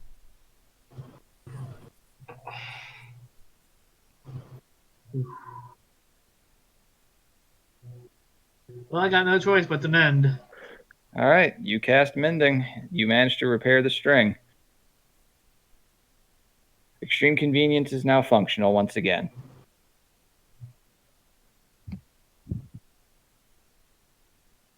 So All right. Is that all, or you got something else in mind? Yeah, nothing else I can do. That's a bonus action since I can't get a potion to top within. Nope, not at this point. All right. Rana, your turn. Well, first I'm gonna move up here, and then I don't know if I can heal Tonk as he's in the thing, but I'm going to You can try. try. You can try. I click. Damn it! Roll 20. It's freezing up for you. Yeah, it's not showing up on my end yet. Oh, it's just that I'm clicking on healing word and it's just not going. So I'm just gonna, All right, just roll the dice for it. yeah, it's being a bitch. Okay. It is 1d4, I think it says. Yeah, 1d4 plus my spell casting, so he'll get a good Yep. chunk back. 1d4 plus 5. Yeah. All right, 8. All right, fortunately for you, there actually is no rule about being forbidden, so it does work. Tonk, you gain your hit points back, and as you no longer have 0 inside of this thing's body, it just kind of suddenly it's filled with positive, not necrotic energy for a moment, and it just cannot sustain that in its body. So it violently pukes you out, and I'm going to say it takes that 8 damage as well. Oh, you hit my beautiful wretchedness. I can't deal with your nice positivity. Oh. All right, Tonk, you are free. And by great timing, it's your turn. Okay, full action to disengage and move the fuck away. Wait, yeah, I need to measure to see how far I can move because I'm taking that full move. I don't blame you one bit. I mean, it can still move like 30 feet and catch me, but there will be other choices. Yeah, get at least to where there will be attacks of opportunity involved. Yeah, so full disengage, move back, reload gun. Yep, you just kind of exhaustedly shamble away, not eager to get inside of that thing Also, again. shouldn't Mitzi and Beaker Oh, yeah, that's right. Never put them on the board. They're just off to the side going, well, that's a thing. Well, I'll just say they did not appear here. Okay. Increase the mystery. That's All where right. that's where Amigo's at. He's gathering them up. You'll find out. All right, so Lumi, it is now your turn. She doesn't even say anything. Yeah, For our listeners at home. For our listeners one at straight home. line. DC 14 dex save. Let's find out what happens here. Fuck this thing. Even at half damage is still really good. For our listeners at home, she just cast. Well, they can see it. Yeah, it's Yeah. recorded. It's a little harder to read on the screen unless you zoom in sometimes, but yeah. Okay, that is a 4. It does not pass, but the lightning still doesn't seem to do as much damage as you thought it did. Kind of seems to resist it. Ow! Oh. Even resisted, that's still a good chunk of damage. Yeah, it is. You've actually got it down in the double digits now. One the hole in its head. One All at right, you all. managed- You give him a good old zap. Thank goodness for that. It doesn't seem to enjoy that experience. It just kind of blankly looks up at you. It no longer has a flailing soul inside of its chest. We're just gonna flip it off then. Just kind of blankly and hungrily looking up. Doesn't seem to really understand that much. It's Amako's turn. Mako is going to remain in place, moving over to an angle. So, I think you're out of its range, but Tonk isn't. I'm going to give him some backup. Good call. All right, Imako's going to do the same thing. She's going to do the Thunder Step thing with you instead. Held action in case it comes after you. All right, so Tonk, you now have Best Girl on your side there. Awesome. She All right. gets head pats and scritches. Save your energy. You're going to need it. Not that you can actually hear me, but this is weird. Okay, so it's I'll like, communicate it for you. Can't this is repeat not this is not where I thought we'd be after this morning. It's like, Rowan's full of bullshit. that. I agree. All right, so Shalor, it's your turn. All right, gonna do Eldritch Blast again. All right then. Eldritch Blast. Eldritch Blast. Ah, Oh, even with the pluses, neither. Well, wait, no, it's proficiency, which is +3. And charisma, Plus. so that matches on the 10. Yeah, the 10 matches. You do get one attack, okay. so one does hit. So let me roll that D10. Okay, 4 damage. It's something. It's damage, man. It's damage. All right, not bad at all. All right, that's what you can do. You're just gonna stay up in the air. Yep, I'm not going near that thing. He's still in the air.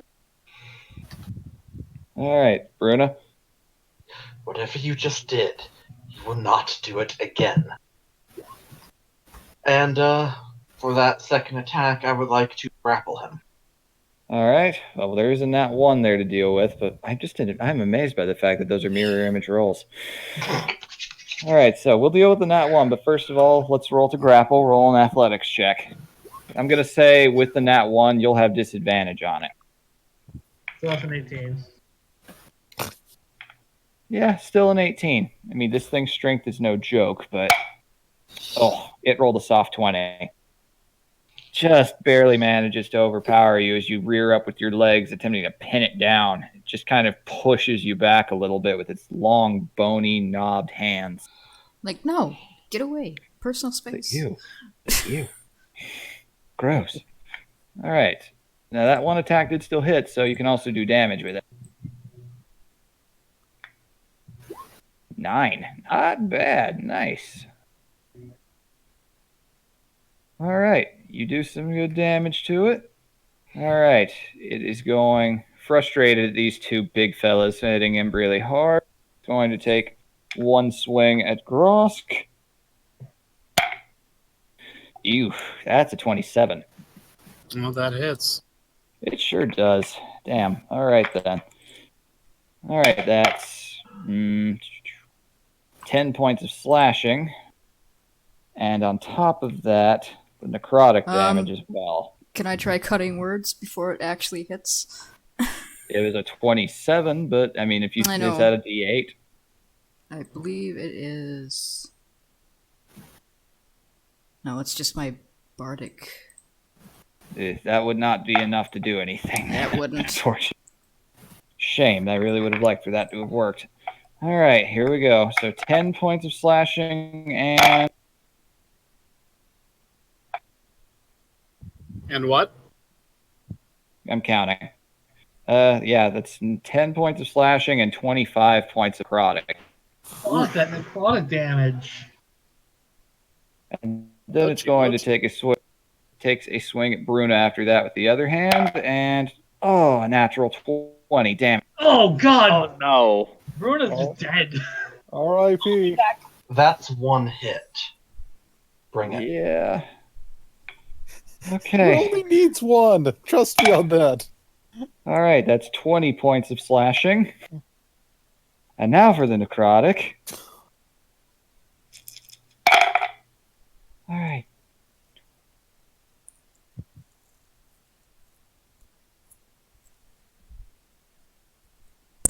Oh, sorry. That's 41 points of necrotic. God. Jeez. Oh. Are either of you down? Yes. Bruno is now. All right. That's 60 some odd points. Unfortunately, yeah. What CR is this thing?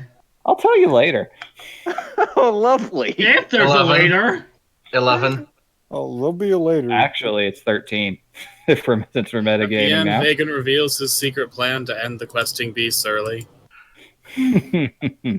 Oh, you wish. All right, so yeah, unfortunately, with Bruna Is this being a Kobold Press? no, this is from No, this is Volos. vanilla. This is from Volos. This is from Yeah. Bullshit Central. It sure is. It's a CR13 fiend called a Devourer. And that's exactly what it does. Now Bruna's torso is emerged out of its chest as the body disappears. And with that, that ends its turn. Now, what did I just say?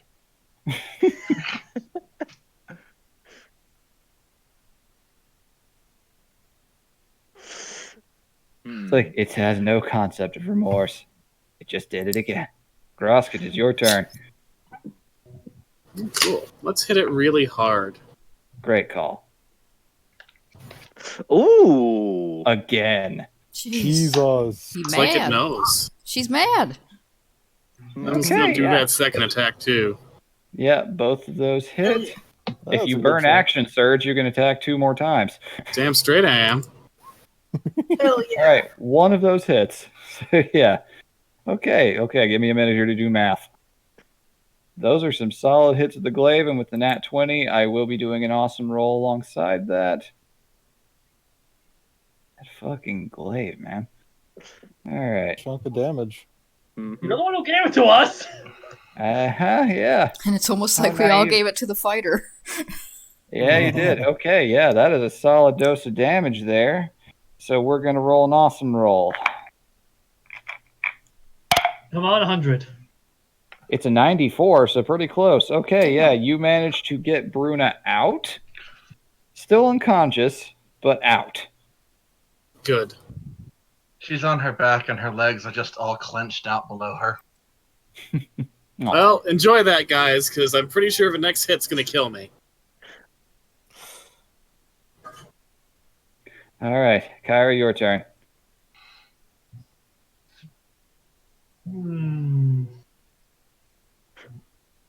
What can I do? I mean, you have a flump weapon. Kara pulls out the. She saw the damage that Irana did, and so she's gonna pour a potion of minor wounds, or attach it to one of the crossbow bolts, or pour it over the edge. Okay. No whammies. I believe in Amigo. That hits. Good job. And it's covered in potion of minor wounds. Clever, so you will roll 2d4 plus 2. Does it being a flump weapon do anything? You'll find out. 2d4? All right. So Plus 8. No. 2. So yeah, 8 plus 7, 15. Not bad. Nice. Okay. Yeah. And you also remember your bolts are silver tipped now. Oh.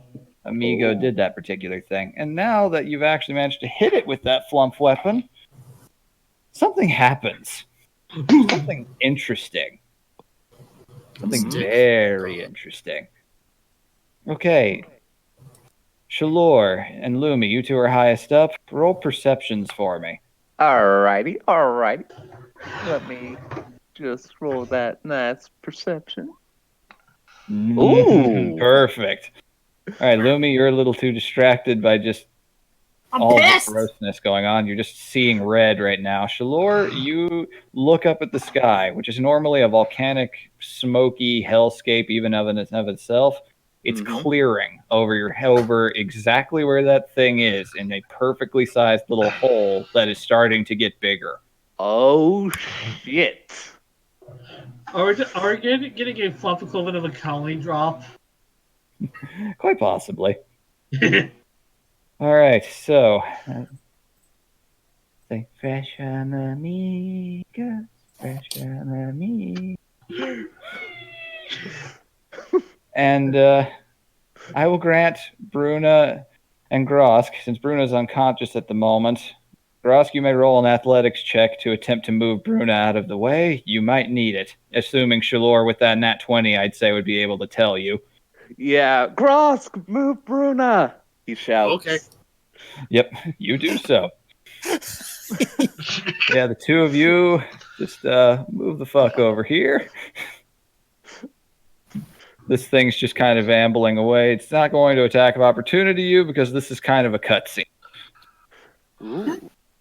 This beam of flumpy light just emerges. And hold on one moment. So it just gets bigger and bigger, and it looks like you can see a starry sky from the other side. First time you've seen one of these in the infernal realm in a long time, Shalor. And then it shatters like glass, and this comes barreling out of it. Oh my god! And riding on top of it is Amigo. Look, it's my new pet. He owed me a favor. No one is enemies with Amigo. It's in the name. Oh my fucking god.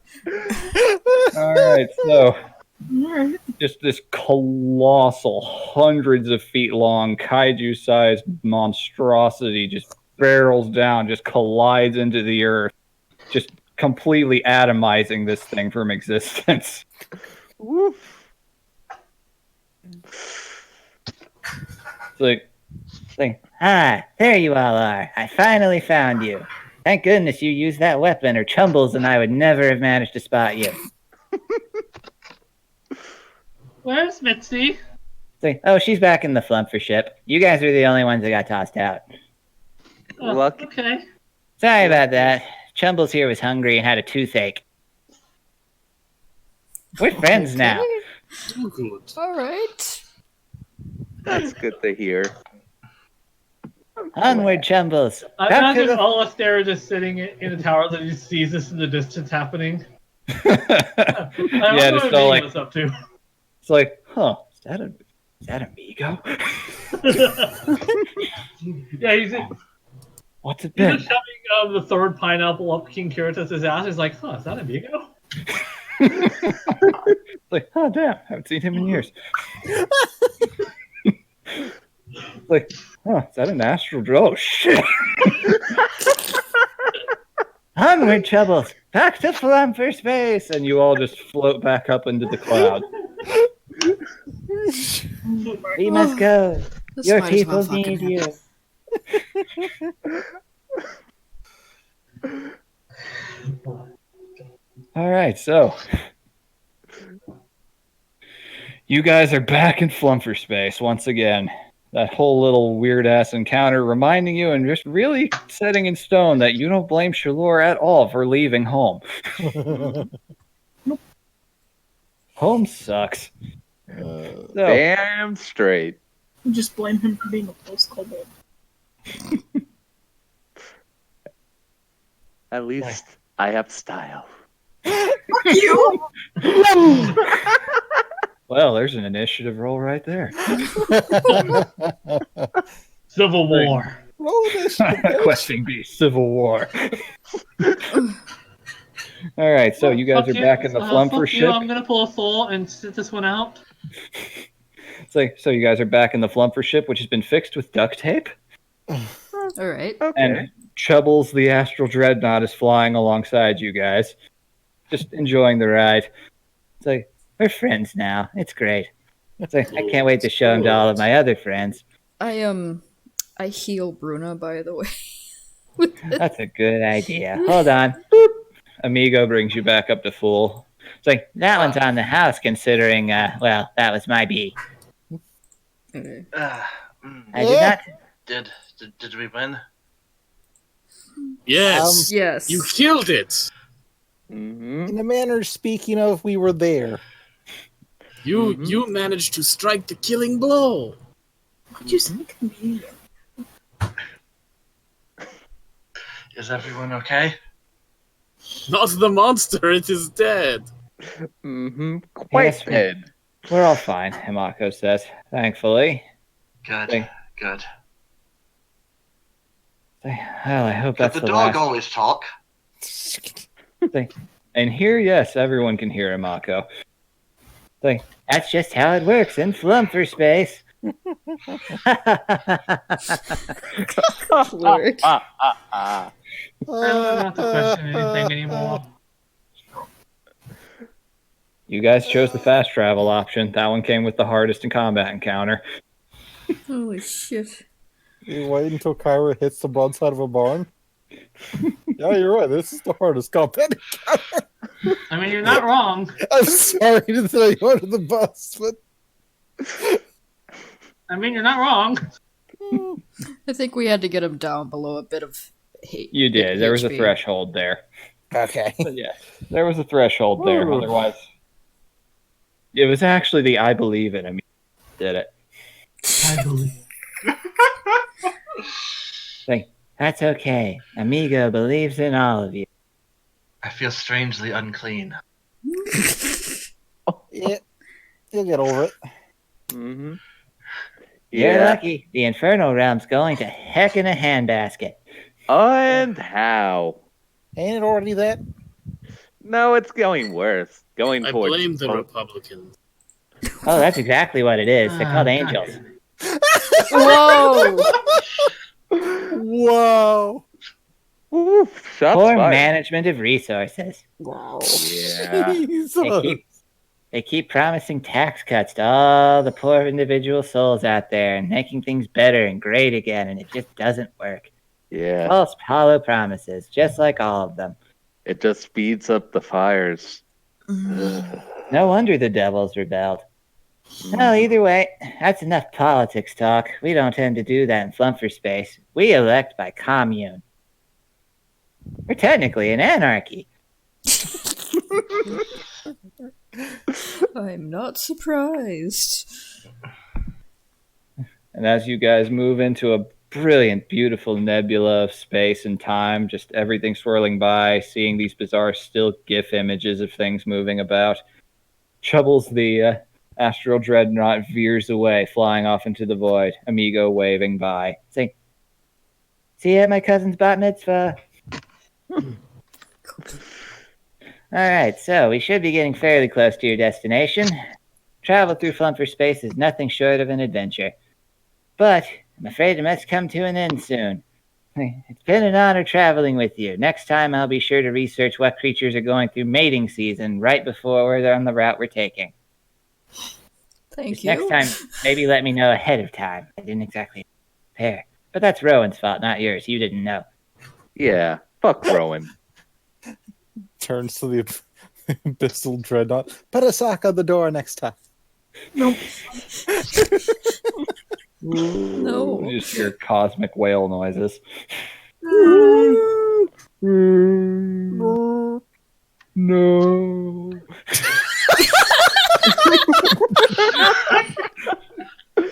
Holy shit. He doesn't want the other dreadnoughts to know when he's masturbating. In Dreadnought culture, that's a common courtesy. Yeah. Mm-hmm. Hey, I want in. What's Bud?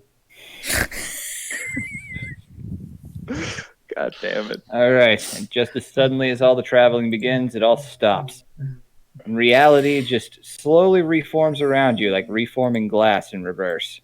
It's like you're above the ocean, and you can see a familiar sight of the Nykus Islands right up ahead. Although you've never seen them from a bird's eye before. So all right, here we are, your destination. Dispelling Flumfership. Wait. Before you do that, you may want to put us on the ground. This works. And you guys all start plummeting. I mean, Is there anything I can web sling on? You are in the middle of midair. There is nothing below you but ocean. Tonk goes into a swan dive pose. Irana accidentally grabs- accidentally flailing around. Irana grabs her cape and kind of starts gliding. 'Cause Yes, that's you do. apparently Your a thing. descent is slowed. Your descent is slowed far more than you thought it would be. Shalor and Lumi, Irana's not falling all that quickly. Huh. That I didn't know you guys could do that. I didn't either. Bruno will grab Grosk and Kyra and then roll over so that both of them are pointed away from the ground where she'll hit first. Well, it's the ocean, but yes, still. Also, monk slow falling. That is true. Exactly. Yeah, you all start to descend in your fall, but as you do, you all suddenly stop in midair, commanded by some unseen force. Yeah. And Block. roll perception checks for me as you all look around the horizon. Amigo is gone, so it's Okay. definitely not him. Ah! Lumi's still mad. All right. 11s. Most of you are still frazzled over, plummeting. Upset and disturbed by Oh, that. That's the 20 on nat Kyra. Okay, Kyra, as with your recent inclination into wizarding studies, this is the levitation spell. Oh, we just pretty- got levitated. You got levitadoed? Yes. Oh no, And, we got Wingardium Leviosa. Oh no! And you look over, and you see a ship moving towards you, surrounded by unnatural fog. A ship that appears to be made of very dark, menacing-looking wood with silvery, emblazoned metal bits along the mast of it that look like tentacles. Hmm. And you see a flag that is just metal-looking as hell, of what looks like an octopus face. And you see standing at the bow a bizarre-looking tentacled figure holding up a hand. It's like, that's what you get with the Clancy special. And that is where we will end the session. Yes! Oh my yes. I fucking love Clancy. So I think we chose the quickest option. Yeah. You did. Accidentally? Wonder how that kobold family's going to be doing. Oh, Yeah. Rowan's looking after Yeah, him. I They'll be feel- fine. Yeah, I feel a little cheated. Yeah, I stepped out about the time where we talked about we might do the Kobold family thing. What the fuck happened between A and B? We bumble fucked into fast travel. Is what we Okay. did. That is Figured out- exactly what happened. Kyra went to Rowan Oaks to go Ventabrows to take her mind off the stress, and it's like, if you don't tell anyone, I think I might have a solution to your problem. And then we all got taken into the back room and we had to chant, let's go to Amigos. Yeah, I came on like at the tail end of the chant and then into Amigos. I'm like, what? That's basically what happened. Yep. Right. Don't worry. The Kobold family will be fine, and I will not leave you guys hanging with that one. Don't worry about it. It is nice that you kind of rewarded us for being nice guys. Like, hey, you tried to do the right thing. You were going to do the right thing, but you found a better way. Don't worry. You managed to talk somebody who is a lot more powerful than he looks into going with them anyway. It's Rowan like, looks "Ooh." frumpy, but this guy knows a lot. I mean, he just gave you guys the keys to fast travel through the multiverse. Flumper space. The only thing is that the only works if everyone within earshot is saying, let's go to Amigos. So you Gotcha. can do it by yourself as long as you are by yourself. Mhm. Yep. Because it comes with the risk of the wrong sorts of people learning about it. Oh, no. That was fun. It was fun. Yeah. Except for the part where two of us died. It was only temporary. Died. We got knocked the fuck out. I mean, if I had healed you when you were in that thing's gut, I had found out that I had, I could, cast Healing Word at level, 2. Also, since apparently Extreme Convenience upgrades, does hitting the demon with it do anything to it? You'll just have to find out. Also, I'm checking to see if this worked. Yep, Yep. that's the attack roll. Okay. Yeah. There you go. Excellent. So, anything happened after this session, or What you mean? I think I fixed this, by the way. so no Oh, level yes, ups or it anything? is. I'm just making sure for stat. Yeah, no level ups. Yeah, we only just got to 5. It'll be a little while. Yeah, That's because going to be like the end of this arc. This is the level 5 adventure. yes, revenge. Yes. Yeah, you're already off to a wonderful start. You learned why the Infernal Realm sucks ass. Mm-hmm. And why Shalir left. You So I learned think why. I'm pretty sure unless time bullshit happened, we beat her to the punch. You'll find out next session. You're a little ways off from the Nigus Isles. You were very high up in the air, actually. Fortunately, Mind Flayers no levitate. Clancy special. That's what you get with your Clancy special. That was fucking the best way to end that shit. As soon as you Yep. were mentioning the ship, I was grinning.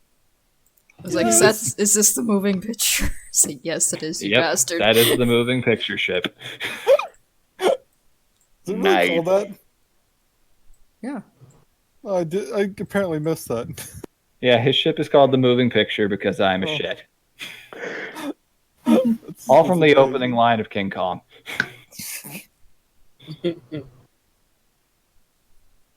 Just because Clancy is like the least menacing character I've ever made in terms of personality in contrast with appearance.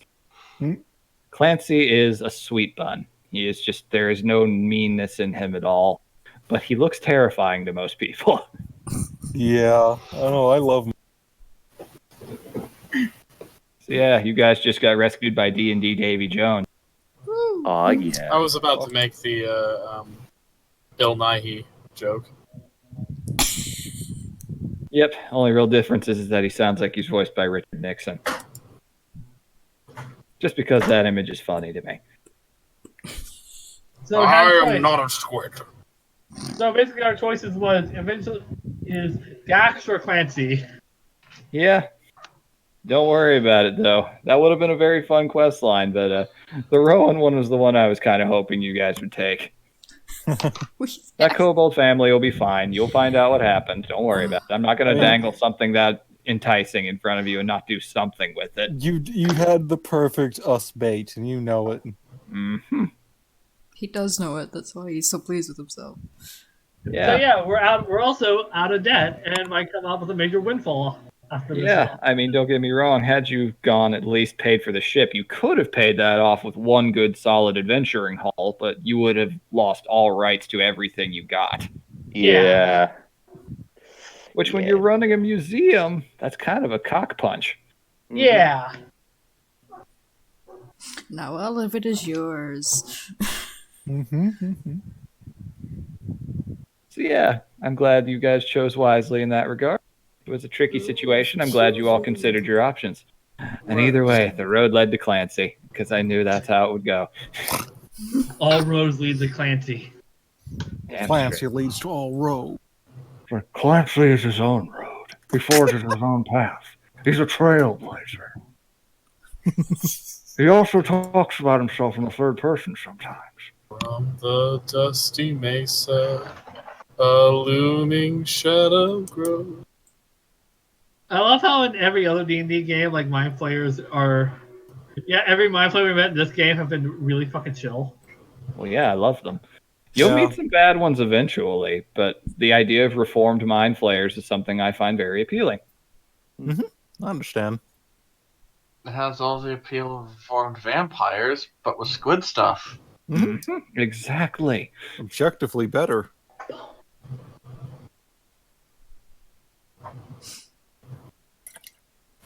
So yeah, I mean, all they have to do is just figure out a way around the, having to commit genocide to reproduce. That's a Clancy's sticking case. point. In Clancy's case, he just doesn't know. He just eats fish. Fish brains work. He eats them whole. Well, the He brain also food. eats chocolate. Imagine he Occasional also eats a chocolate. lot. Chocolate is a bit of a delicacy when he can get it, but he sure does have a sweet tooth. His room may or may not have a fondue fountain sometimes. Oh, sweet, sweet chocolate fountain. Does he stick fish in his fondue fountain? Yes. Does he only like chocolate or does he like caramel? Oh, Well, chocolate triggers the same part of the brain as eating brains does, apparently, according because a lot of brain-eating things in fiction eat like the hypothalamus gland. Yeah, it triggers a lot of the same stuff that eating a brain does. Like Venom. Yep. Venom is actually where we got that information from, but yeah. Hi, Nora. Oh, that was great. Glad I could entertain. I'm so glad I was able to listen to that, though. I'm gonna sign off the recording now. Oh, Alrighty, sorry. thanks for It's watching, okay. everybody. Goodbye, everyone. Enjoy. Until next time, you bastards. And we get to have Mitzi with us.